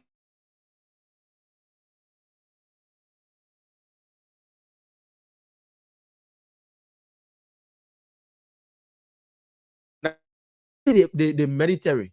Yes. Oh, yes, that's right. The military. I'm coming. Let me get to the. We think we need to know the military. How much is there for the military? So, folks, that's it. We're talking about the budget, the anti-graft institution. We're trying to look. There where I want to get my word. You have to bear me. This a pocket document 5. Okay, the Ministry of National Defense. I just bump in the Ministry of National Defense. The Ministry of National Defense. Okay, let me see here. Okay. If there be an increment in the Ministry of National Defense. Okay, I'm coming. Nationwide. Okay. So why Harris is trying to get that? We are looking at yeah. So let me just read you this again before why Harris is trying to get that for a few of the National Police budget have been increased. Once again, the Liberal National Police from 18.1 million to 18.8 million, with 700,000 extra added to the budget. The Liberal Justice Enforcement Agency budget have been increased from 1.6 million to 2 million, with 400,000 extra being added to the Liberian Drugs Enforcement Agency. Then we come to the LM, that's LIS, Liberian Immigration Service. Liberian Immigration Service is from that's 6.6, that's 6 million to 6.5 million, 500,000 extra. Okay. So I have here Wakai, the LACC and the Liberia Anti-Corruption Commission. Let me refer what President Walker said in the budget there. The objective of the Anti-Corruption Commission. And at times it's good you read the objective to know the reasons why the budget has an increment or a decrease. I'm saying or a decrease in the budget. It says the LACC will establish the objective now for fiscal year 2024. Yeah. The LACC will establish system for the prevention of systematic corruption in ministries and agencies and commissions, and will work to ensure that laws and regulations are adhered to. The commission will endeavor to enhance compliance, monitor and draw attention to corruption-related offenses committed by public officials at very level of public administration. This is the objective of which to fight corruption. Yeah. So let's go and see. No hitches. Let's go and see. That's what I tried to tell you. So the LACC last budget year they had $1,840,300 budget. This year they had a budget of $2,066,811. Increment. So if you see them, they have over 230,000 extra. 230,000 extra added to that budget. Added to the LACC. So LACC, you need to fight corruption. So you see it? I'm telling you that if Joe Baka will not do nothing in the country, the paper will ensure that at least corruption. I want to get all the anti-graft institutions. Right? That's just the LACC. Let's move on to the FIU. Let's move on to the independent. Okay, let's move the Liberian. Oh my word, where is this? GSC, the Internal Audit Agency, the IAA. Okay, let's go to IAA. The Internal Audit Agency, the IAA. Oh my word, where is this thing? Okay. So the IAA had initially 3,599,000. So now it's been increased to 3,665,000. 100,000 have been added in the IAA, into the Internal Audit Agency. Anti-graft institution. The Financial Intelligence Unit. Yeah. Look at the FIU. The FIU, oh my word, where is this thing? The FIU had 1,401,000. That money has been increased to 1,487,000. Wow. An additional 86,000 has been added to the FIU. So logically, the anti-graft institutions have been empowered. You know, let me just hold you there. You see, now we don't want to hear salary, my salary 1 year, we're not taking pay, my paid low. This is trying, the president is trying to help in every way that you as an official of this institution, you should make sure that your employees without hindrance. That's why they're increasing your budget. Anti-graft institution, you guys need to work overtime. That's why your budget is being increased. That's why they cut down the legislature budget to give your money to be in power. So now, if you said that, you say, "Oh, my budget is not enough." Extra money have been added to your budget. So if you see like the Liberia Anti-Corruption Commission, the use of goods and services, and initially during the last budget they have 473,000, and 473,000 for goods and services, which means to get things LACC. Yeah. Now they have for goods and services 866,000. Wow. So I will not get excuse in there again. Goods and services. I'm telling you, goods and services. Pickups and other things. Oh, yes. So if you see here, intelligence services. Only the Anti-Corruption Commissioner. Intelligence services. Last budget year they had 65,000 for intelligence services. Their budget year they have 149,000 intelligence services. So okay, when it comes to intelligence services, whistleblowers get information. Yeah, how to do it, intelligence. Whistleblowers. Last year, Joey said, "Let me get a minute 65,000." No one can be causing noise. So now we come and see more whistleblowers coming in. One of the expenses. I mean, one of the expensive commodities. In the information. World, it's information. Information to pay for information. One of the expensive commodities in the world is information. So the minute gave us 65,000.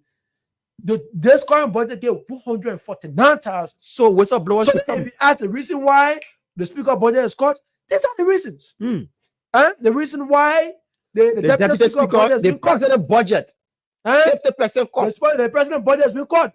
This is the reason. Oh yes, this is the reason. Advertising and public relations. Yeah. The NSCC, this is why you're getting prime on all the show. No. Okay, before we turn now. Let me say that one. Yeah, NSCC. This is why you're getting prime on us on the show. On the show, yeah, now. They get here, they say advertisement and public relations. Advertisement and public relations. The last budget year, NSCC had $1,380 for advertising and public relations. Wow. This year, they have $8,612, 7,000 increment for advertising and public relations. So they will not tell us they didn't get money. Oh yes. To do advertisement. To put jingles on radio. All the legal fees, $22,395. This year, but they have $120,000 for legal fees. To fight cases. Oh, Parker, I'm telling you. To fight cases, my people. This is one of the nastiest piece of document I've read in a long while. Man, let's take course because we can end it today. This is one of the nicest. The day after tomorrow is there. We don't want to use everything today now. I don't need someone to tell me, right? I don't need someone to tell me, Boakai, that this document is nice before you believe it. No one need to tell you. No one need to tell you. And that's why, okay, so yeah, we got to take calls on this. We got to take calls. Yeah, so now, folks, you listen to everything here this morning. We now taking your calls. Call on 0778 665 699, 0778 665 699, or 0880 561 644, 0880 561 644. Those that watch it all through the Punch TV page, you seen if you're out of Liberia, that's the WhatsApp number is been rest on the TV page there. You can call us on the WhatsApp number that's +231 86 10 60 61, +231 86 10 60 61. Let's take the first caller here. Good morning. Yeah, lower the radio, my brother. You're talking with Thomas F. Kamara from Grand Cape County. Grand Cape County, welcome, my brother. Okay, thank you. If I have my own way now, I'm going to reach to the president and shake his hand for one reason. Yeah, the adding of the money to the Minister of Health. Just imagine if you call the ambulance from CJ or from Ras or any part of Grand Cape County, they will ask you to put money, to send money for fuel. Yeah. Okay, when you get to the police station, you carry your case, the policeman will tell you, say, pay my way. Yeah, pay my way, bad sheet. Yeah, carry me, $20, you have $50 before I judge your case. So if the president can add money to all of these projects, it will be okay, then cut the other people. But our point. We pray to God because if you call something from the person package, it might not be 100% happy, but we pray to God, it should accept it. Okay, my brother. Thank you so much from Grand Cape County. Okay, thank you. All right. So 0778 665 699, 0778 665 699, 0880 561 644, 0880 561 644 are the lines that you can call this morning and be a part of the Punch Breakfast Show. Let's take this person here this morning. Okay. We mess up on our call.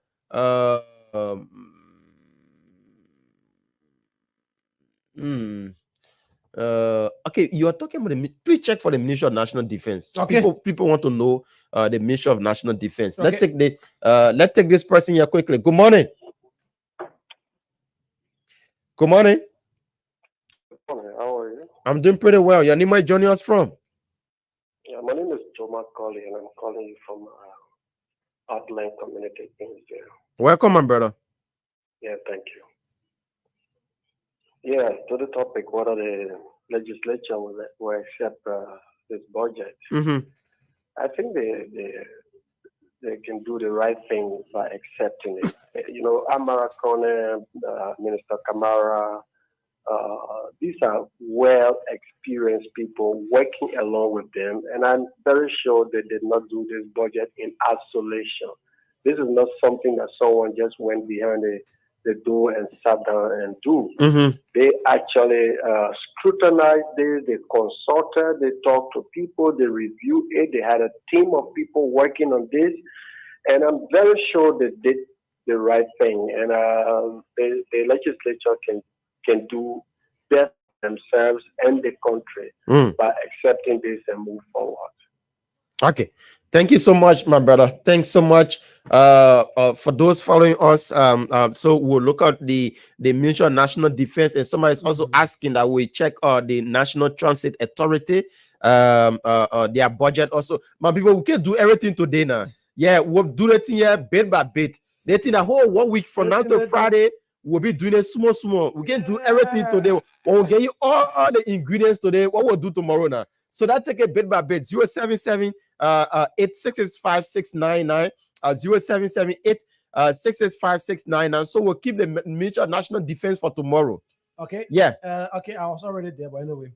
Keep it. Yeah, let's keep it for tomorrow. Yeah, let's keep it for tomorrow. Let's leave them in suspense. The Ministry of National Defense, we'll be talking about theirs on tomorrow. Let's take this person here quickly. Good morning. Yes, good morning. Your name, where you from? Yes, this is Winston N. Gambe. I join you from Master Plum of Dupu. Welcome, my brother. God, thank you for the draft and having us informed this morning. This is a very good beginning with the United Party. You know, they are demonstrated that they are actually a rescuers. But I'm a bit confused in the agricultural sector. That is the budget, the increment is just a medium. So I don't think it's actually in the rightful direction, because if this country should move forward, we should usually engage in agricultural sector.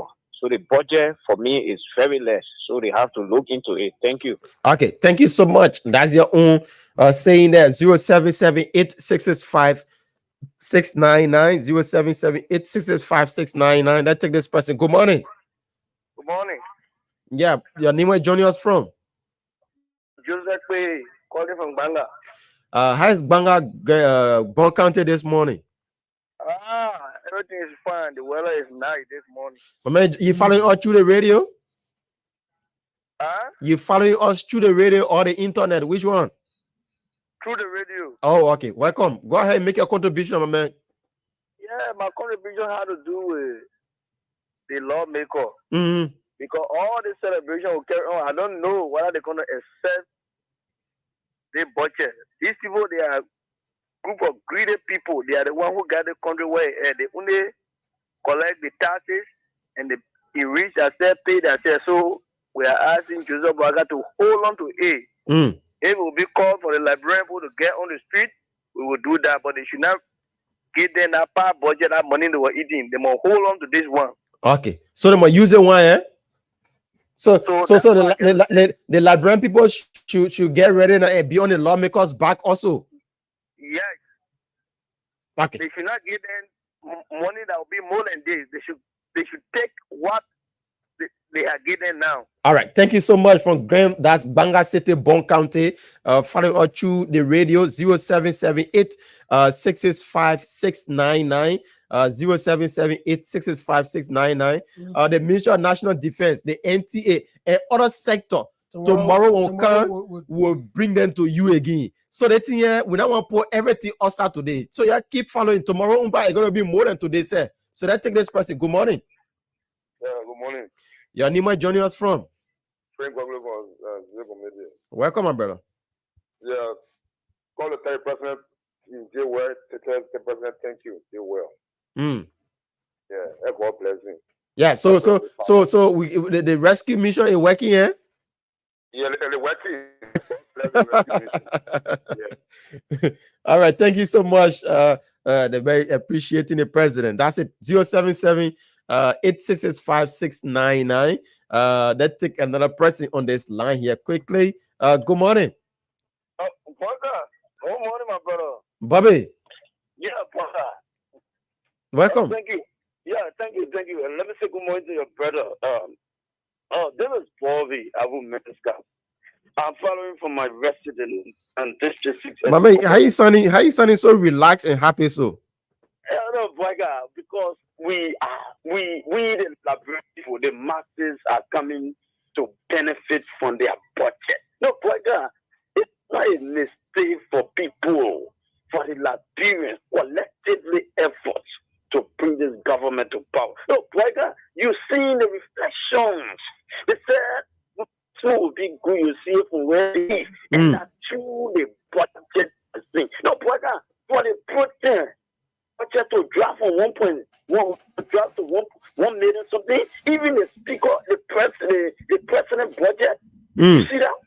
That is the good government. That is why we are saying to the Liberian people, our brother from opposite Luster, you give the woman chance.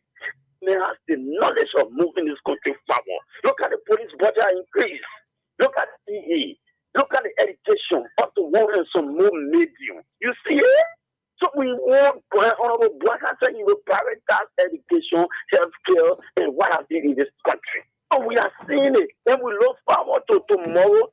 Yeah, but the only thing our Pinsway budget is reduced by way because I love you for help to Pinsway reduced by way because we have 5 electoral districts in Pinsway. So the government needs to do something about that. Thank you. Thank you so much. Okay, let's cross over to the WhatsApp number and talk to this person here. Good morning. Welcome.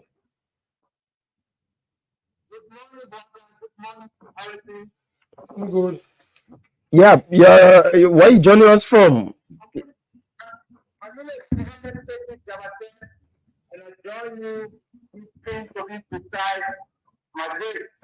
Okay, Madrid, welcome. How is Spain this morning, my brother?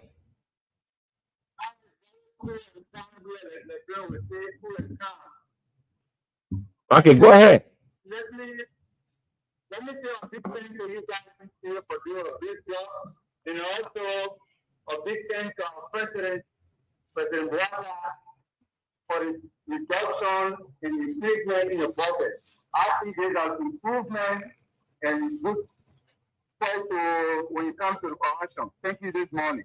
Okay, thank you so much. Calling in from Madrid on the number there, calling from Spain 0778 665-699. Coming shortly at 9 o'clock. We'll take in our next guest, but we're still talking the budget here. We read it out for you. You listen to it. It's now time for you to form part of the discussion. Good morning. Good morning. This is Edie Guan called from West Point. Welcome, Edie.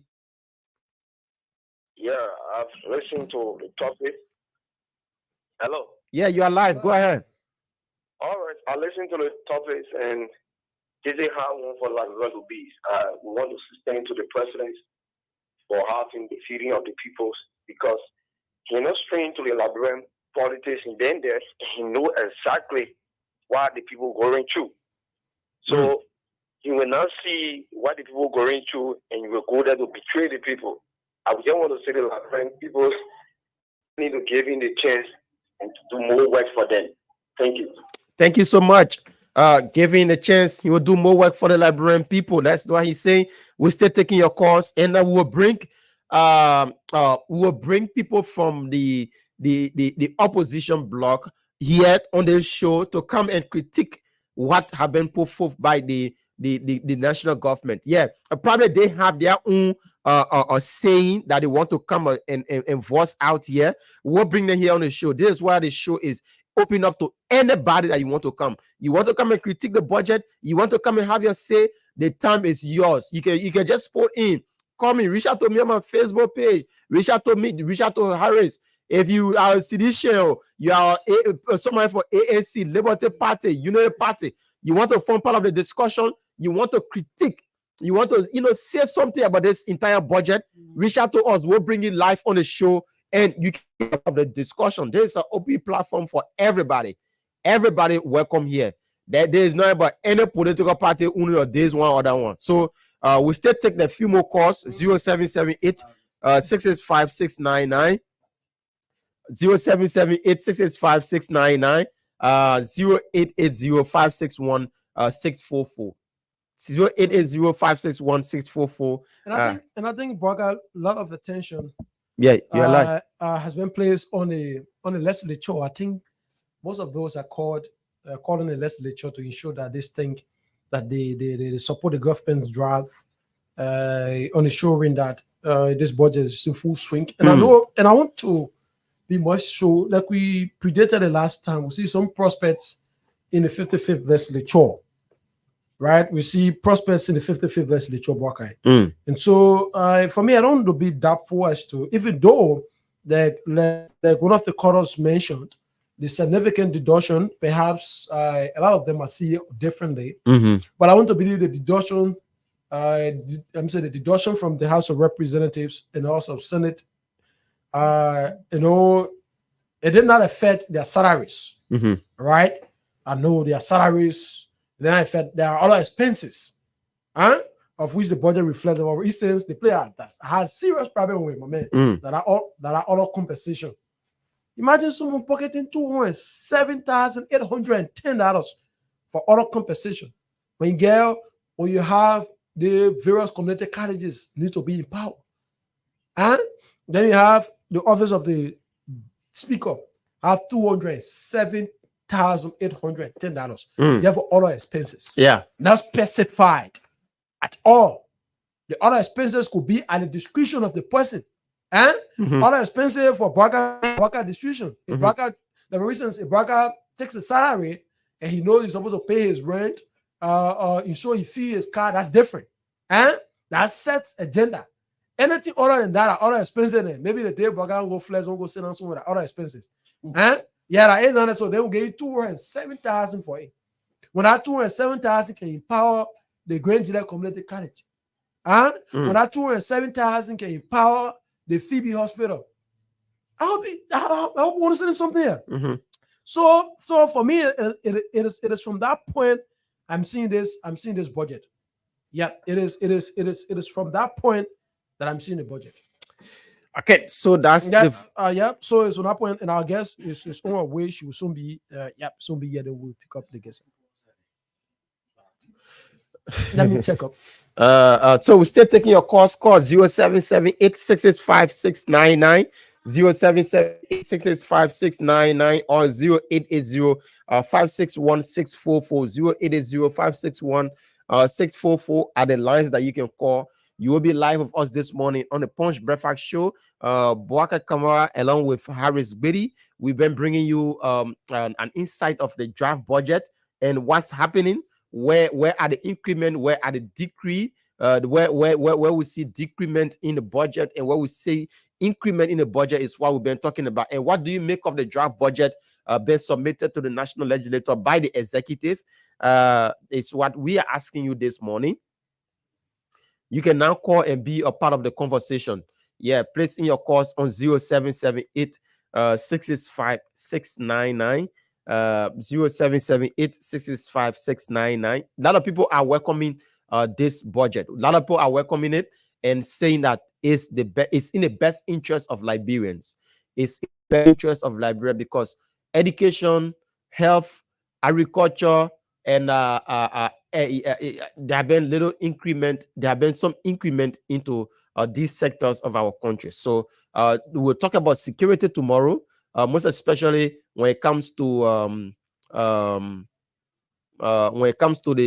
national defense. We talk about the Liberia National Police. There have been increment in the Liberia National Police budget. There have been increment in the LIS budget. There have been increment in the Drugs Enforcement Agency budget, and also an increment in the Liberia National Fire Service. We've been seeing fire burning places all around here. We'll see today the other house is on fire. People die in houses because of fire. So the increment in the budget of the fire service is that we are also welcoming. Now, those that have been charged with the responsibility to quench fire in our country, they should get ready for us. Their hotline should be something that is active. Don't give numbers to people and you are now, the phone can work. When people call it off at certain time of the day, when people call fire service, you can't get them. You can't get them. So we will be on the people, those that will be on our back, the Liberia National Police, the LDEA, the fire service, the increment they made in your budget, you'll get ready for us. Ministry of Education, Ministry of Agriculture, the Ministry of Health, you'll get ready for. They take the money there from the lawmaker and give it to you for free. Oh. No. They take the money from the lawmakers to give it to you for free. You guys now have to start working. Gregory Como, bring decency to the Liberia National Police. Uniform. Let our brothers and sisters that are wearing the uniform, let the uniform represent them. Let them look decent out there. When people enter the country, our first, when foreigners enter the country, the first people they interact with are the paramilitary, the police, the LDA, the immigration at the airport. Those are the people that, they represent us out there. But see, police officer, they wear one uniform over and over. LDA make arrest yourself for taking obtaining drugs. When you see the uniform on themselves, it can make you set aside the joy. You can want buy a new uniform. Abraham Kroma, the increment in the budget, like I said, on this platform will be on your back. We'll make sure that you do your work. If not, we'll bring you to the public. We'll bring you guys to the public. Every day we'll bring you to the public. And we are not, the people that we're not afraid of anybody now. We're not working for you. So you're not telling me, say, oh, you tell me for on the radio. You're not telling me, say, oh, you do the one here. Because the Liberian people want for you to deliver. Joe Boakai placing his neck on the line for you. That's why he increasing your budget. Because he wants to succeed. He wants to succeed. And the only way that he can succeed when you guys are working. When you guys are working. But when I get your money, then you're going to sit at your foot, your head. You take the money that you put in your pocket, you start bluffing around with your girlfriend. Joe Boakai said, it is not business as usual. And we are waiting to see what will happen. And you, Mr. President, too, let me tell you this. When the Liberian people have a problem with somebody, most especially if you allot certain amount for them and they are not doing their job adequately, actions should be taken. We're not here to come do that the way Joe we are doing. Like my friend, brother Joe Boakai, not a Liberia man, there's no brother, there's no friend in working business. When you bring friendship, now only Liberia man, when you bring friendship in job, forget it. You will not get a job done. When you bring friendship or family, business in job, you will not get a job done. President Boakai, you are not going for second term. This is the time for you to change the country. The country here can be changed under your watch.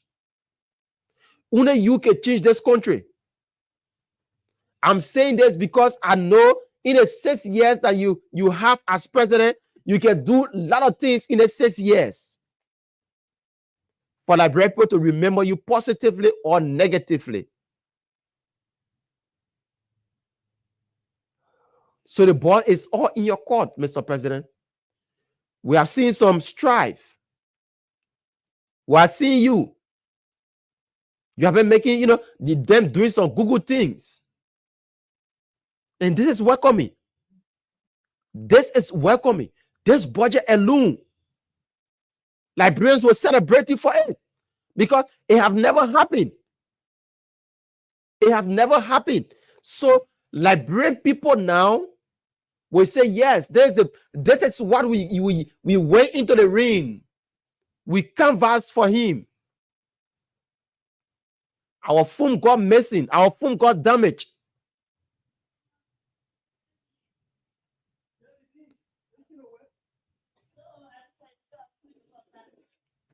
So this is what we've told you guys. This is what we told you guys. Because and I love the way you frank Walker. Yeah. The bigger picture last night, right? The branding has been reduced on the legislature. Mhm. I know a lot of people say, "Oh yeah, Mr. President, they were here. Listen, the paper now presenting you to the Liberian people. It is you guys versus the Liberian people. So for me now, right, the legislature where I get proud of the legislature, especially under this budget year, is in terms of the oversight responsibility. So that, for instance, just to be, there should be justifiable costs. And if Gregory Como wants to complain and with the police as to what are the reasons this is happening and this is happening, there should be justifiable costs. And that's how it is. That's how it is. Other ministries, agencies of government that have witnessed increment. The next budget year, as of 2025, there is a projection. So the projection is all of this that witnessed increment this year. There is a likelihood that your budget could increase the further budget. All depend on what you are doing. That too will be dependable on your deliverables. Yes. And I'm careful how I choose my words this morning. It is dependable on your deliverables. So we can't take away the lawmaker and benefits, essential benefits, and get rid of y'all for you to go pay houses for your side checks and what have you. What you say? Even though I want to believe you guys are responsible, reputable individuals. So at that level, we understand that you do the job of the Liberian people, even though when the resources cannot meet up with the demands of the job, but at least you will do something that people will see and say, oh yeah, if they may have more than their money, you will do something good. But we're just in the process. Yeah. Like I always say, it is too early now to criticize. But now we empowering you so that when I create a system in the future, right, the floor, there will be no room for us. There will be no room. There will be no room for use. So what's a good one, Mr. President? And what I'm saying here, Harris, is that the president putting the garden on the spotlight, not only the legislature here. Those that have been increment in their budget, they are putting them on a spotlight to do the job for the Liberian people. Oh yes. So now, if you don't do that job, I was talking to Gregory Kuboye Jenna.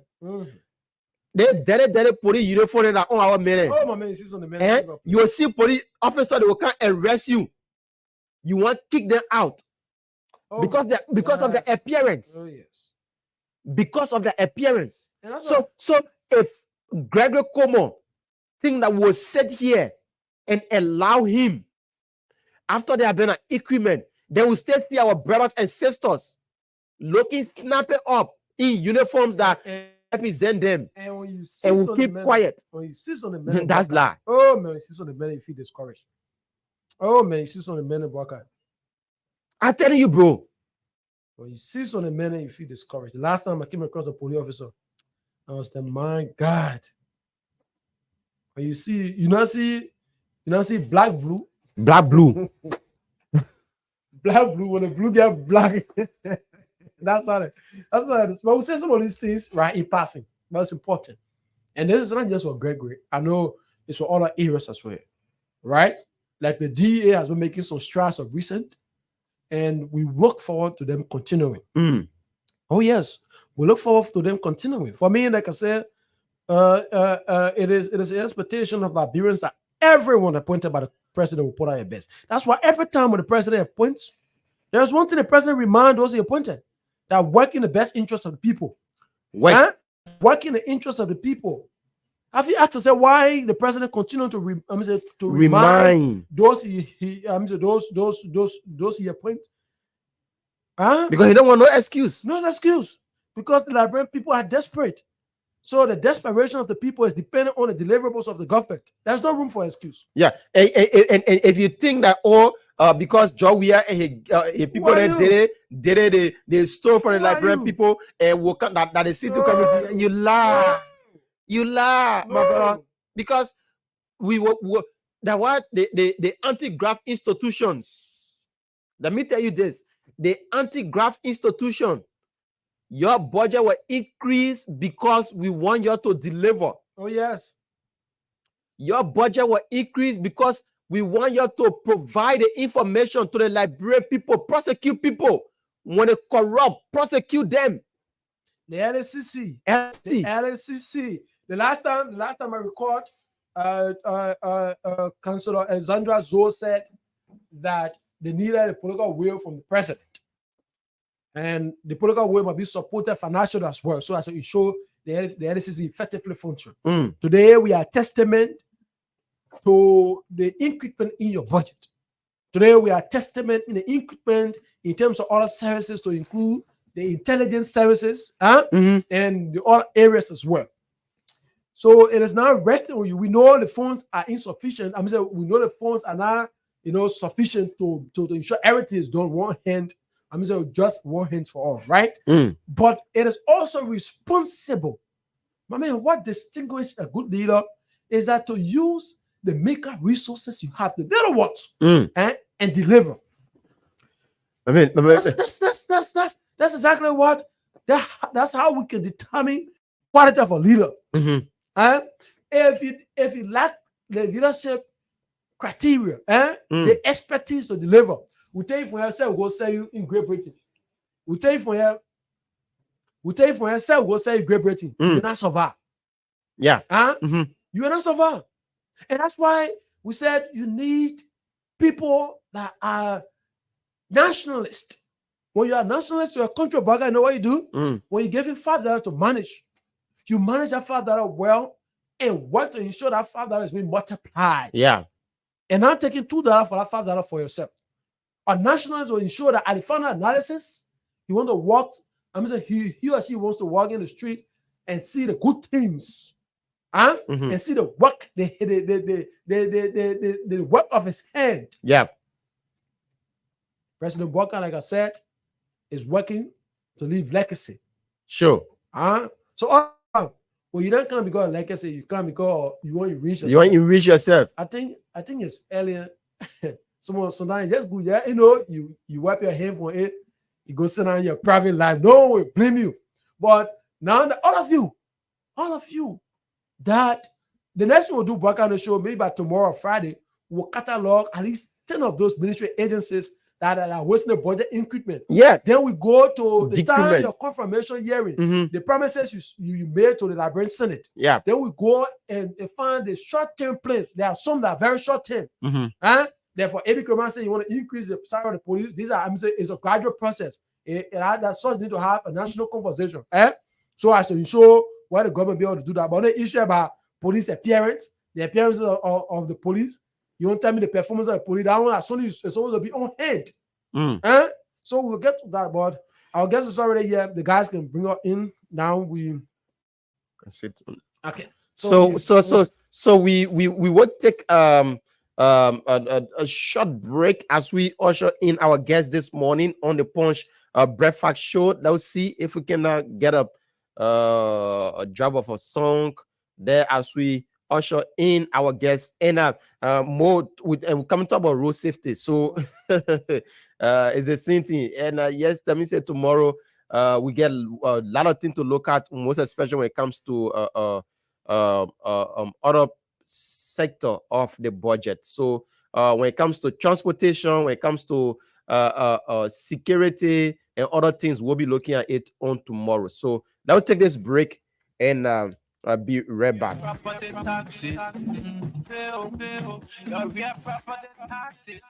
My people, you don't hear it? The LRA people, the people then that can collect government taxes, They say that it's time now to pay your real estate tax. Whether you get horse or you get land in a city or outside the city, the LRA people say that it's time to pay your tax from now to July 1 this year. The people from the LRA will be in your community to tell you everything you need to know. So look out for them. They will come and teach you everything you need to know about paying your taxes for your properties. Just cooperate when you see them in your community. In your knowing, when you pay tax, all of us can enjoy. When you pay your tax on your land or your house, the government will do plenty fun things for all of us. Pay tax, we all enjoy.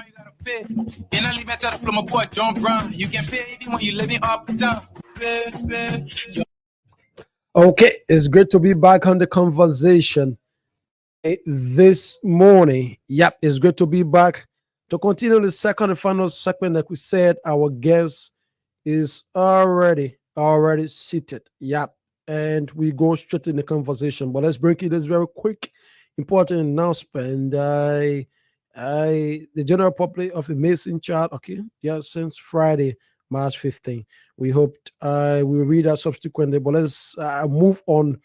Pastor Patience Blay Aiton, the executive director at the Center for Women and Children Empowerment, is our guest on this segment. A pleasant way to welcome you to the conversation. Good morning and welcome. Thank you. Good morning to you all. It's good to be here today. Health-wise, how you doing this morning? Wonderfully well. Couldn't have asked for more. Okay, we move on now with this conversation. Thanks so kindly for honoring our invite.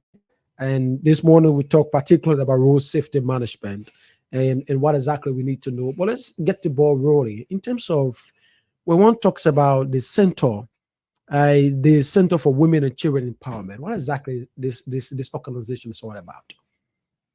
Thank you for inviting me, and it's good to be here. Like I said earlier, the Center for Women and Children Empowerment, it's all about buttressing the efforts of individuals that want to develop themselves.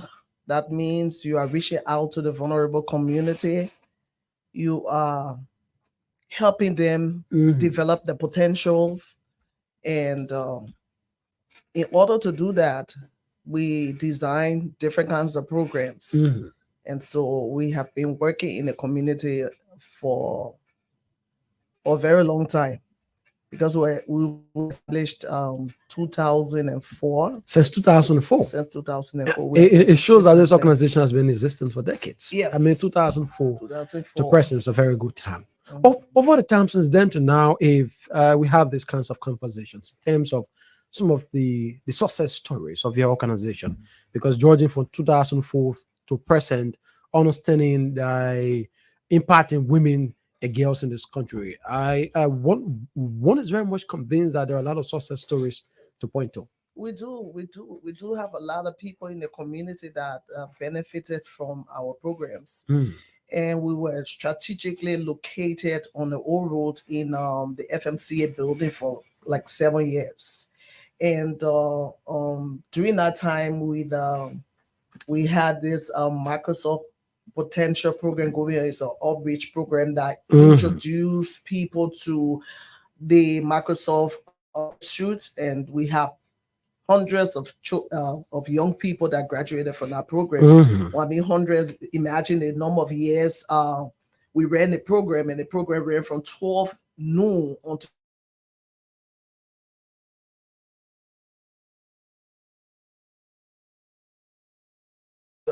benefited from this program, and they are in government. Some of them, they are in a private business, have their own thing going, and just the knowledge alone is very, very important. At the same time, we also have people that benefited from the skills training program. And the program, we had this catering program that is pastry and catering that both combined. We had sewing, we had hairdressing, we had tie and dye, soap making, a couple of things. And then we we enter currently. We have a pilot program going on, which is the credit program, and like I said, it's a pilot program. It's not a big one initiative, but it's something small to test.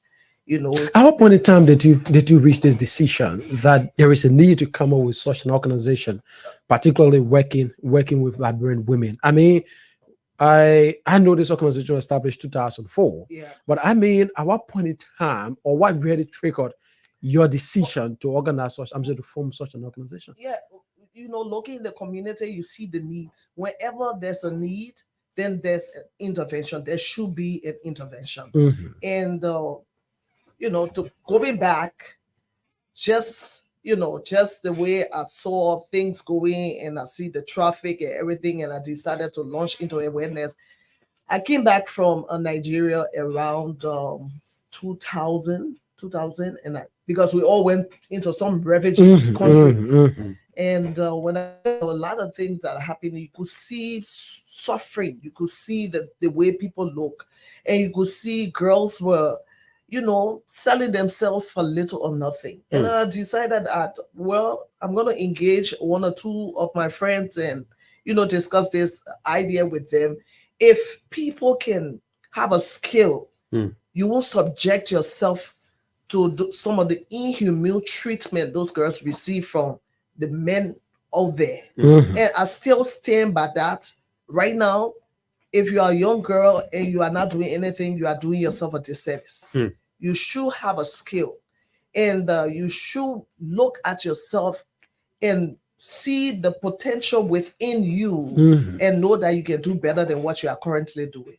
You do not mortgage your destiny for little crumbs or little peanuts out there for, you know, the thing a guy can give you.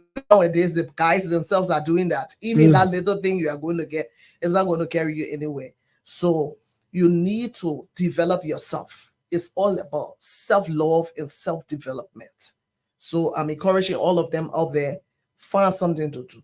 Yeah, your focus is mostly on women. No, we have youth, we have young boys. We have, I got a son. I call him my son. He graduated from the program. He opened his own computer school. He's in Habel. You know, so the program is called the Center for Women and Children Empowerment. Are the young boys, are they not children? They are. And they are children, of course. They are children. Okay, so we transition now from the organization to the main reason why we invited you on this conversation. When we talk about road safety management, over the times you have been one of those carry on this awareness relatively to road safety. On the broader state, I mean, for the sake of the conversation, we will allow you to explain to us as to, or remind us, if someone want to say, remind us on when one talks about road safety, what exactly are you referring to? Thank you. When we talk about road safety, we talk about those measures. It encompasses those measures and practices, you know, that will help to keep the road safe. So when we talk about measures and practices, you have something laid down. You have safety rules. You have signs. You have the information that you are passing on. You have people, you know, getting the information, understanding the information, and abiding by those things. It helps to reduce accident on the road. So information help you, you know, to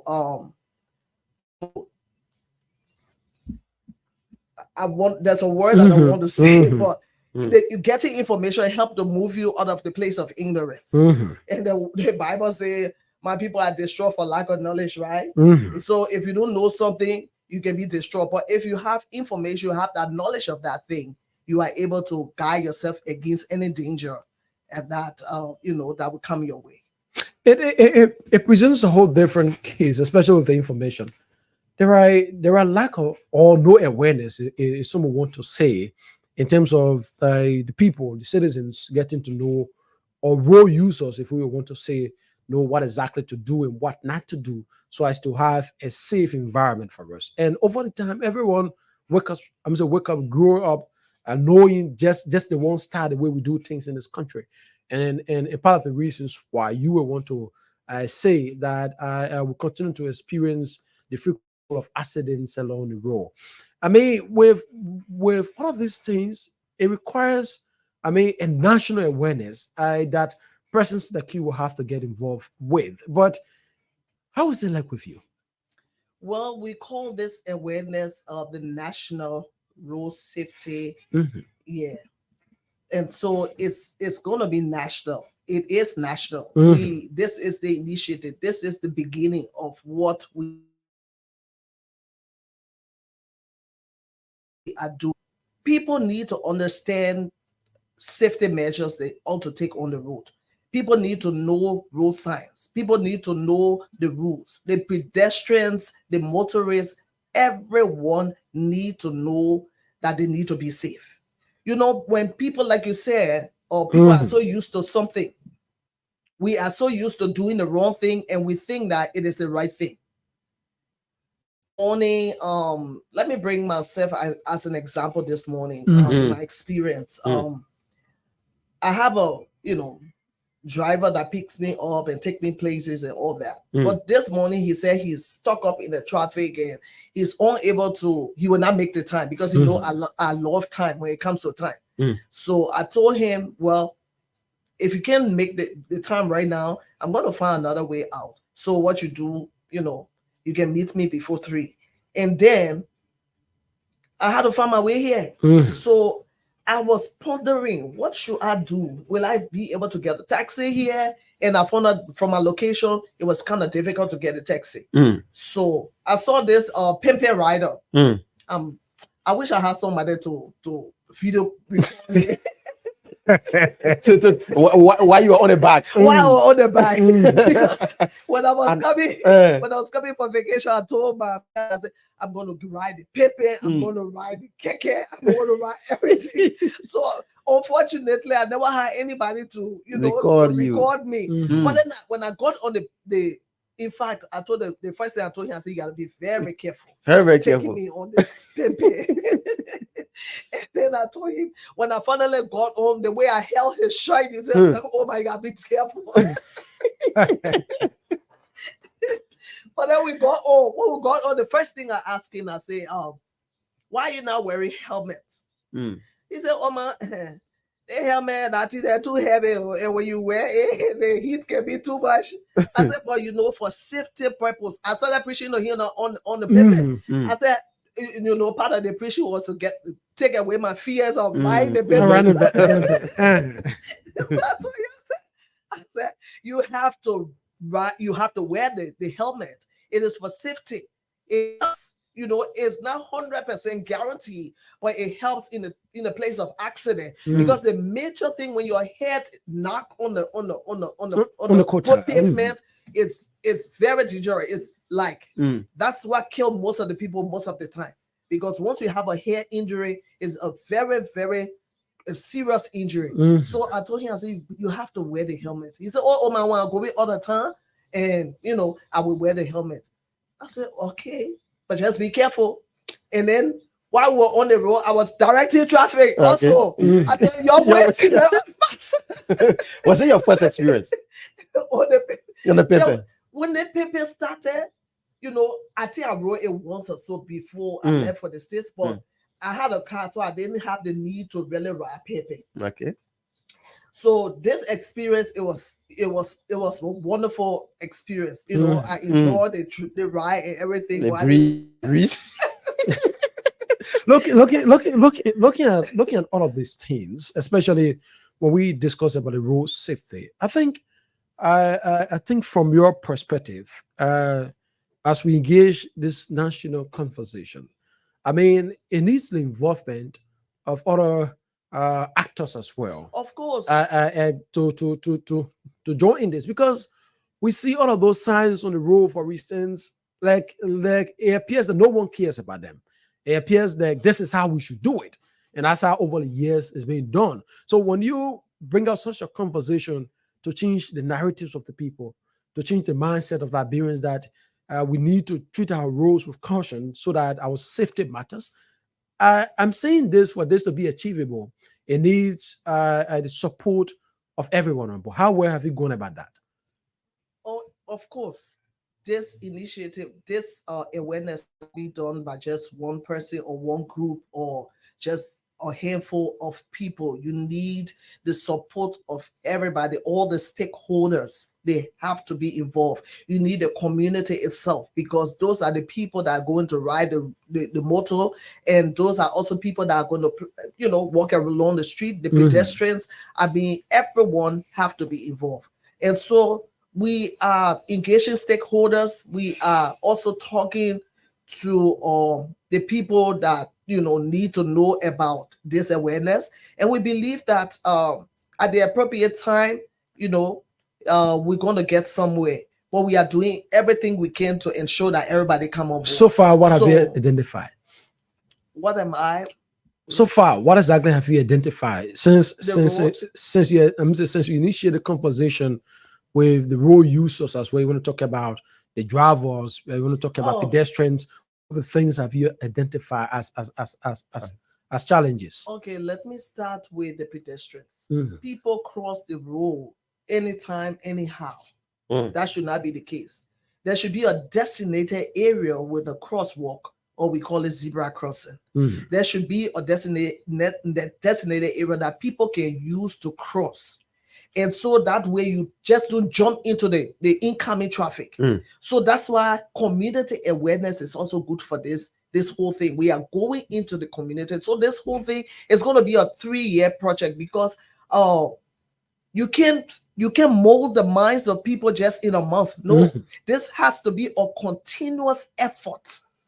People have to hear this over and over and over before it can be imprinted on the minds, and before they can start acting on what they have heard. So this thing that we just started, and taking also into consideration the pedestrians, the people, they are already used to a special kind of way of life. They believe that they want to remain in that way, or that state. But if you want a better thing, people want to go abroad. They want to go to Europe. They want to go to Asia, America. Those people, is that how it's been done?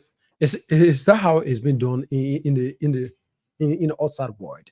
Or in the outside world, there are a lot of information concerning road safety. A lot of information, and the road itself will tell you that this is it. I'm coming there, but the community, they need to be aware of what is going on. So you have to keep talking to them. You keep talking to them. When we come to the road itself, the roads should be properly marked. They should have, whether you are turning, there are some road you have to turn right, but you still have that's going straight. It should be visible. People should know that, oh, this lane is a turning lane. I cannot get on this lane. Yeah, I'm going straight. And there should be places that, I can do a U-turn here. Like the Boulevard Junction. Yeah. Traffic coming towards this side, and you'll see people that are going towards the EAW, they will stay on the lane that the traffic is coming towards Kennedy Boulevard in. People cause a lot of confusion in the traffic, because if you are turning and you enter the middle lane, and now you're in the middle lane and you want to turn, that's a confusion right there, because you're going to be obstructing traffic because you want to make a turn, which you should have not been in the middle lane in the first place, because you are going to turn. The next junction is your turn, so you should not be in the middle lane. But because of lack of education, the drivers themselves, they are not educated to, the safety rules. That if you are in this lane, you go straight. If you are in this other lane, you turn right or you turn left. They should be aware. So this road safety thing got to go a very, very long way. We're talking about the marks on the road. Now we come to the signs. We got to the signs. There should be signs. If you stop it, where areas you have areas where you cannot construct traffic lights, there should be stop sign. There should be stop sign to tell you that stop. Yeah. Where because there are some places you have 4 lanes, 4 junction, and you can have stop sign there, and people need to know the right of way. When you stop, the next person that is coming, they have to stop, because this is a stop sign. You have to stop and observe traffic before you proceed. You know, so the safety signs, they should be all, traffic lights should be all over. There are major intersections that I saw on the Japanese highway that should have signs. I didn't see signs. There are roads that I took and I should have seen, you know, all the marks. I didn't see some. So there's a lot of people, and these roads are built. And these roads are built by international companies and everything that people expect. All of these things were built on it. The international company that finance the road, that's a different thing. If you finance the road, everything concerning the road, the contractors, public work is involved. There's no international company that will come here in the absence of public works. So public work is responsible for certain things. Ministry of Transport is also responsible for certain things. And at some point in time, you have a city corporation also is involved, because you cannot put ash in the drainages and all those stuff. So you have, there's a whole network, and you have the police also that are involved in, and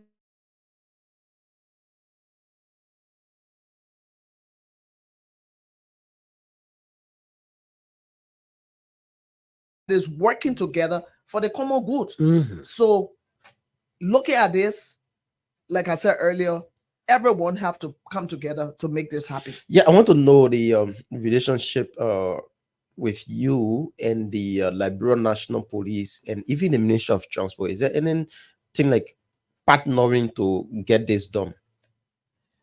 Oh, we are just starting. There are communications that have been sent out to Ministry of Transport, and they have a network. Ministry of Transport have a network, and I believe that if we are talking about road safety, if I receive a communication that got to do with road safety, and I have a network, it is my responsibility as Minister of Transport to circulate the information to the network. So if Ministry of Transport have a communication from us, it means that the rest of the people should have the communication. And so we are not working. We don't want to work alone, and we cannot work alone, because for this to be effective and for Liberia to be the Liberia we all say, oh, this is new Liberia, and Liberia is changed, and new Liberia. You can't be doing all things and you say you are changed.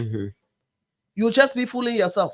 We have to. These things are really overlooked, like especially when you talk about the signs on the road.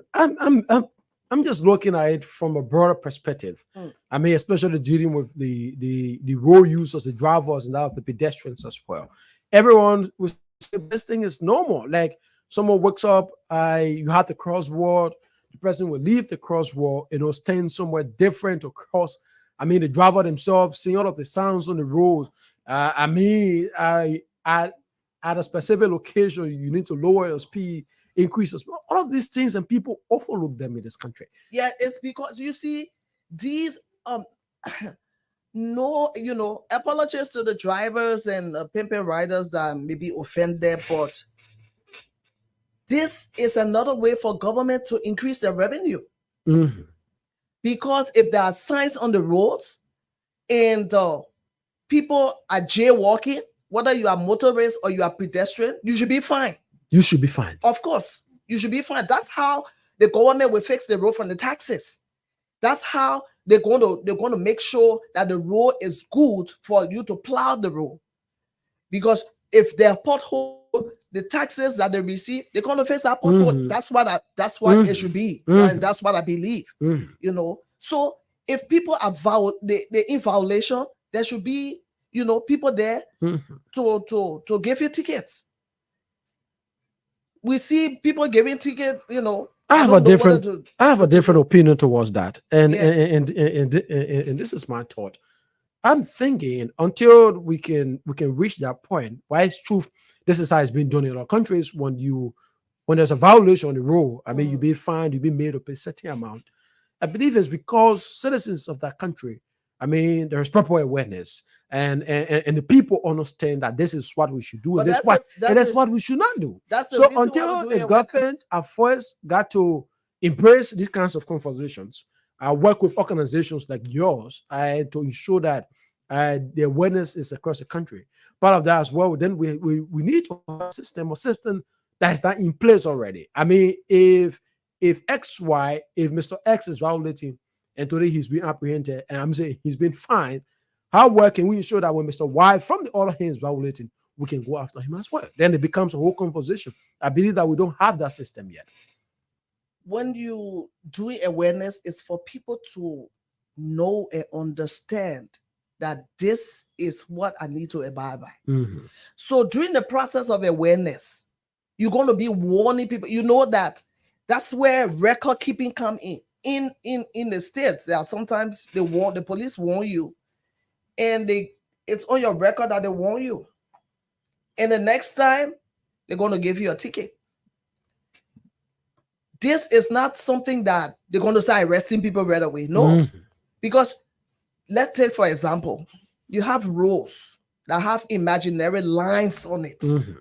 Roads currently that have imaginary lines. The roads should have visible line in the middle. Now, if there's an accident, how do you determine who is wrong and who is right? Because it is from the lines that you will determine that, oh, this person, they crossed the line. They went off. So you cannot take someone to court or you give somebody a ticket when there's an imaginary line and the person can't see any line. So they got it right to go left and go right. That's common sense. So if we are doing awareness, people have to be aware. They have to be, knowledgeable of the signs of the rules of the road. Most especially. Have you been to EAWA junction before? Of course. Have you seen the way the traffic, the way things are done at that place? No senator in what is happening there. It's just a total confusion. And I'm sometimes surprised that the accident, there's no huge report of accident over there. But the way people go about things over there at the different points, it's just terrible and it's just frightening. Because when I'm in a vehicle, most of the time I'm telling the driver, people are turning right, no signal. Road worthiness. If your car is on the road, it should have a signal on it. They should pass that inspection. The car should be visible for inspection. You should have a left turn working, right turn signal working. Your tail light should be working. Your brake light should be working. Your headlight should be working. Everything about that car that makes it worthy to be on the road should be working. That way you reduce, the casualty that should happen. But if you're not doing it, your car is just an accident waiting to happen. And sometimes people overload. You see there's huge pile on the truck, on the PP, and even in the little cars. And everyone using the road. Everyone using the one. Everybody using that road, and they're not paying attention to the safety of those people that are in the car. Look, most of the time, people say, "Oh, Liberians are Christian nation, fine." And with most of the people, they are Christian in those cars, and drivers are violating. They don't say anything. In fact, what pains me most is when or pedestrian or someone that is crossing the road says, "You must hear me that why would you want somebody to hit you?" Because if they hit you, it's either you're going to be wounded or you're going to be dead. It won't be unto you if you are dead, because you won't have to even do anything to that person. So we should not take our life for granted. That's what I'm trying to say. If you're praying for a long life, you should be careful. When you're in the car, be careful. When you're outside that car, be careful, because you are praying for good things to happen. You want to enjoy the house you built. You want to enjoy your husband. You want to enjoy your wife. You want to enjoy your children. Everything around you, you want to benefit from your labor. Don't come and labor and allow someone else to enjoy your labor, all because you were careless with your life. Let that not be your portion. And at times there are assumptions that the driver should know better. The driver should see you. The driver should know that you're crossing the road, and that's how it has been over the years. That's why awareness this is really very, very important. I'm reading through from the Global Road Safety Facility of the World Bank, the World Bank Group. This document was released sometime for 2018. It says, that Liberia has no road safety lead agency, national road safety strategy, and road safety targets. Wow. Liberia has none of these things. I'm seeing these kinds of conversations for the government to buy into it. It requires a an extreme effort, especially at the point that we don't have a road safety lead agency. I mean, an agency responsible, like all of what you just mentioned, so as to ensure awareness of such is being done, and by extension, people that are caught in violation of the rule, the various laws, the science of the rules, go to that agency. And so I'm seeing the Liberian National Police already, they are challenged. You look at the different agencies of government, as well, it's a challenge. So I'm saying for us to achieve on this awareness will be not just sooner than expected. Do you think they are challenged, the police? Mm-hmm. Well, I'm asking you a question. What do you think they are challenged? At times, the conversation with boss to fundings, and most often that way it ends up. Well, in the budget, if they don't have enough funding, they can always revisit the budget. They can always make a request. So people should not be giving excuses for the lapses. So coming back to the police, I believe they got road safety division at the police. Yeah, they have. Yes. And so I believe together, like you said, the report over there, together we can all work together and make this work. Like I said earlier, it's not going to be a one-day thing. Awareness have to be going on every day. For us, we have a plan. We have a plan because this is a 3-year plan. We have things to do. We got a task force that we are setting up for the whole awareness. We're going to be going into the community. We're going to be doing dramas. We're going to be doing flyers. We're going to be doing promos. There are different things that we got. I don't want to explain everything we're going to be doing before people start duplicating our efforts. We're all even working along with us. But that is not the case. That is not the case, and that would not be the case. I welcome everyone, and I'm looking forward to working with the police. I'm looking forward to working with Ministry of Transport. The police have been doing wonderfully well. I've been seeing them with wonderful uniforms, good uniforms. And I also recommend that there should be some training going on, continuous training, ongoing training for the police officer. They are doing well, and there are some that are really experienced. And, with training and practical and all that, they're going to do well. So I'm looking forward to, working along with all the government agencies that are responsible to ensure that there's road safety, to ensure that our lives will not be carelessly handled in the traffic. What do you project? I mean, by the climax of your 3 years plan, if this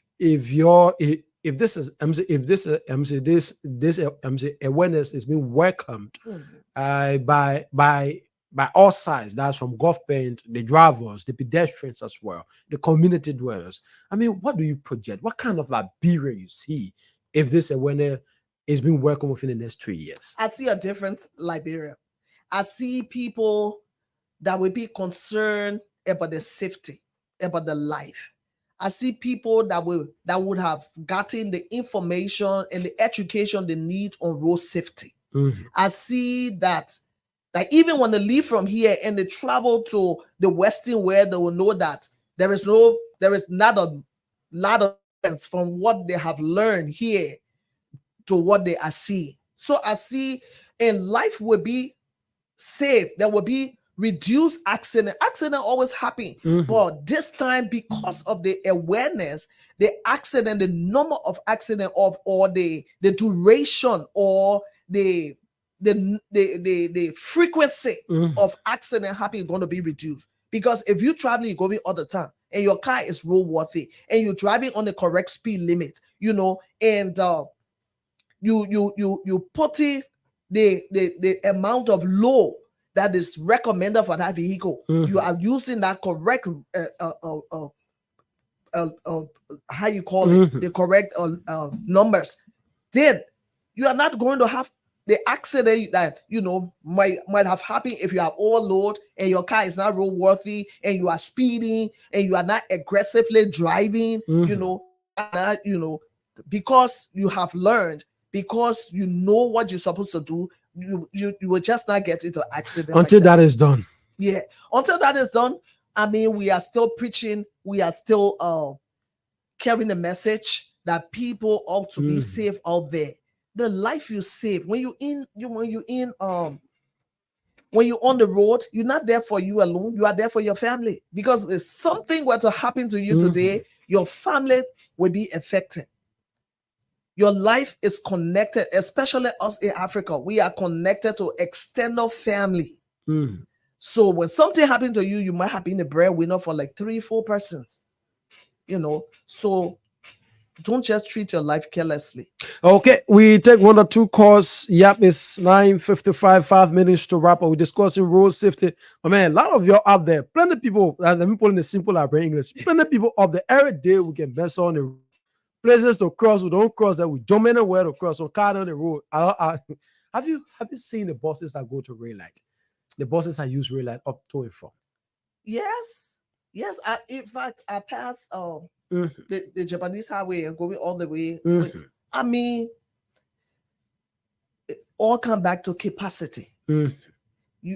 Capacity in the kind of buses we use, roadworthiness. When there will come a time in Liberia, maybe after the 3 years, when you see the buses that are carrying people, you will know that Liberia is a change in Liberia. Because those buses that look like Copart, even getting into the buses alone, you are prone to tetanus. Anytime that thing can cut you and you got to go take tetanus shot. So those things might not even be plying the role of, my apologies to all the old buses and old cars, but you are starting from somewhere. So start saving. If you have those kind of vehicle, start saving so you can get something new. When people are challenged, it brings out the best in you. Them. I'm sure of that. When you are challenged. So don't see this as somebody trying to get at you, or they want to destroy your living, or people say I'm working for my living or something. No, it's about bringing out the best of you to maximize your potential. Save, play. Oh, this Liberia, this is a new Liberia. I want a new car. I want this car. Or maybe you never know, other opportunities might come in. Maybe there could be a company that says, all right, if you pay 50% of the money for this bus, I'm going to give you so number of months or maybe year to pay, the rest of it. That's an opportunity. Okay, road safety. We'll take a few calls now. 0778665699, 0880561644. The numbers. We'll take 1 or 2 calls. Yep. And on this conversation, perhaps you have a question or you have similar experience to what we discussed and just share with us this morning. 0778665699, 0880561644. Add the numbers and you be part of the conversation this morning. Yep, we taking your calls now. We're going to live feed also to see some of the comments. Yep, oh my word, this thing.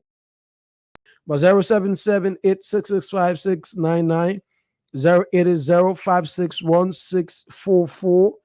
Yep, add the numbers. And to be live, Gretchen Kennedy says the police needs to educate the Liberian on road safety. Okay, we'll read this comment. Take this person. Good morning. Thanks for joining us. Good morning. I'm worried. I'm not getting you. Good morning. This person. Good morning. Good morning. He's coming. I'm not getting. He's not coming. Oh my word. Good morning. Left the lines out. Okay. Good morning. Hello. Good morning. Thanks for joining us. Yeah, how you doing? Good morning. It's a pleasure to be on your show. Okay, let's hear you quickly. Yeah, I'm Elijah and I call from the Japan Freeway. I want to say thanks to our mother in studio. I think these are things that we need constantly on the radio, and these kinds of awareness, because not so many of our people in this country understand the road safety. Not too long, I was riding from New York Junction to Stone Tower Exit, and I saw this guy hanging at the back of the tricycle, the Keke, and you understand how speeding the Keke was, and this guy was hitting at the back of the Keke. And these are things that pose a serious security threat on the life of people, and people don't understand them. So I want to say thanks to the mother. I think she can continue this. And one of the recommendations I would like to make to her is that probably they can have these jingles to be played on different radio stations, maybe 5 to 6 radio stations in Monserrato and other parts of the country. Because if you just come on the radio and say people will listen to it today, but after 2 or 3 days they forget about it. So you have a jingle continually play on the radio every day, reminding people of the safety of roads and other stuff that will be. Okay, thank you. We already pressed off time. Let me read if you have the comments. Gretchen Kennedy says the police needs to educate the Liberian people on road safety when they are getting their driver lessons. Okay, this is a very good point as well. Naomi Praise says, of late, our police looks good. Okay, Bill is watching. Terry Wayne Jabat is watching. Jusu Masale is a great show, guys. He's watching. Dia Yakwa says he's watching. Mine Musa says awesome. Okay, Musa Mark Kamara says I'm watching from Jacobtown, Painesville, Jenny Community District 2. Good of time. Megren says good morning. Testimony. Everybody Duke says great show, guys. And all of you on the live feed, we can just read all of the comments. We're already out of time. 1 minute gone out of the program. Radio is time. We just let to wrap up quickly. You listen to a few of the recommendations from those watching and the loan caller we have. Yeah, like the caller said, of course we're going to have jingles because in fact that's the most effective one for people to listen and get the message. So let's just squeeze in this person quickly. Good morning. Good morning. This is Ponchefem. Good morning. Good morning. The phone is distorting. I can just get you. My ears. Okay, let's go on. Well, I can just the phone is distorting. So it's part of awareness. We're gonna have, like I said, we're gonna have jingles. Just go on the lines to start. Yeah. All right. Go on. So we're going to have part of that. We're going to have jingles. We're going to have flyers.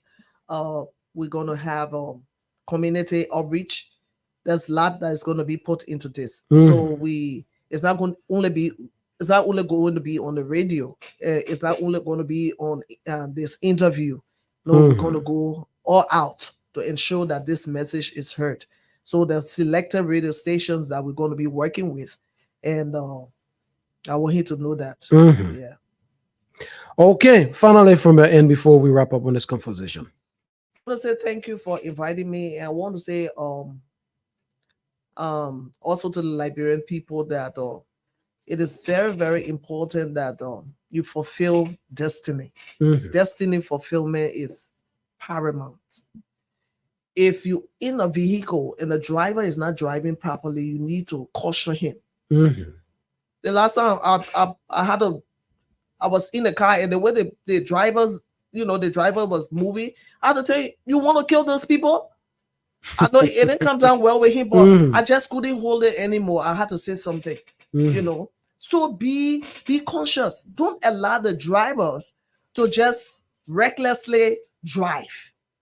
Don't allow them to just take your life for granted, because there's nothing. If something happened to you, there's nothing you can do about it. Also, the pedestrian themselves, they need to be careful and they need to look. I know in the process of time, Public Works, who's responsible for marking the road, that's what I think. I stand to be corrected. They're gonna do the job. Marked all the places that need, crossing and everything, they're going to do the job. As they are doing the job, the pedestrian, they themselves must also be conscious and be safety conscious and walk to the designated area that they're supposed to walk. Police ought to do their work. Do your work and do it well. You know the thing that can happen. I'm not going to go there. Do your work and do it well, police. You are doing well with the beautiful attire. I mean, I just stand on the road and admire them, And sometimes I can put them on my back, but my back too small. About this one, So do your work. And Ministry of Transport, of course, I know they got a new boss like the rest of the people, and I know they are going to do the work. So I'm looking forward to working along with every one of us, every one of the team. So together we can make this Liberia a new Liberia. Together we can make Liberia what it ought to be. 1847 till now, we should not be doing this. Okay. We got to go. We hope to see you as we move along the 3 years, Pedro, for this awareness. You will. Okay. That's all the time we got to be with you on the Punch Breakfast Show. My name is Harris Willie Bwaka Kamara been around. Thanks to our producer, Joseph Soko Kone. Join the team on tomorrow morning for yet another burden presentation. Until then, have yourselves a God bless day. Bye-bye for our end.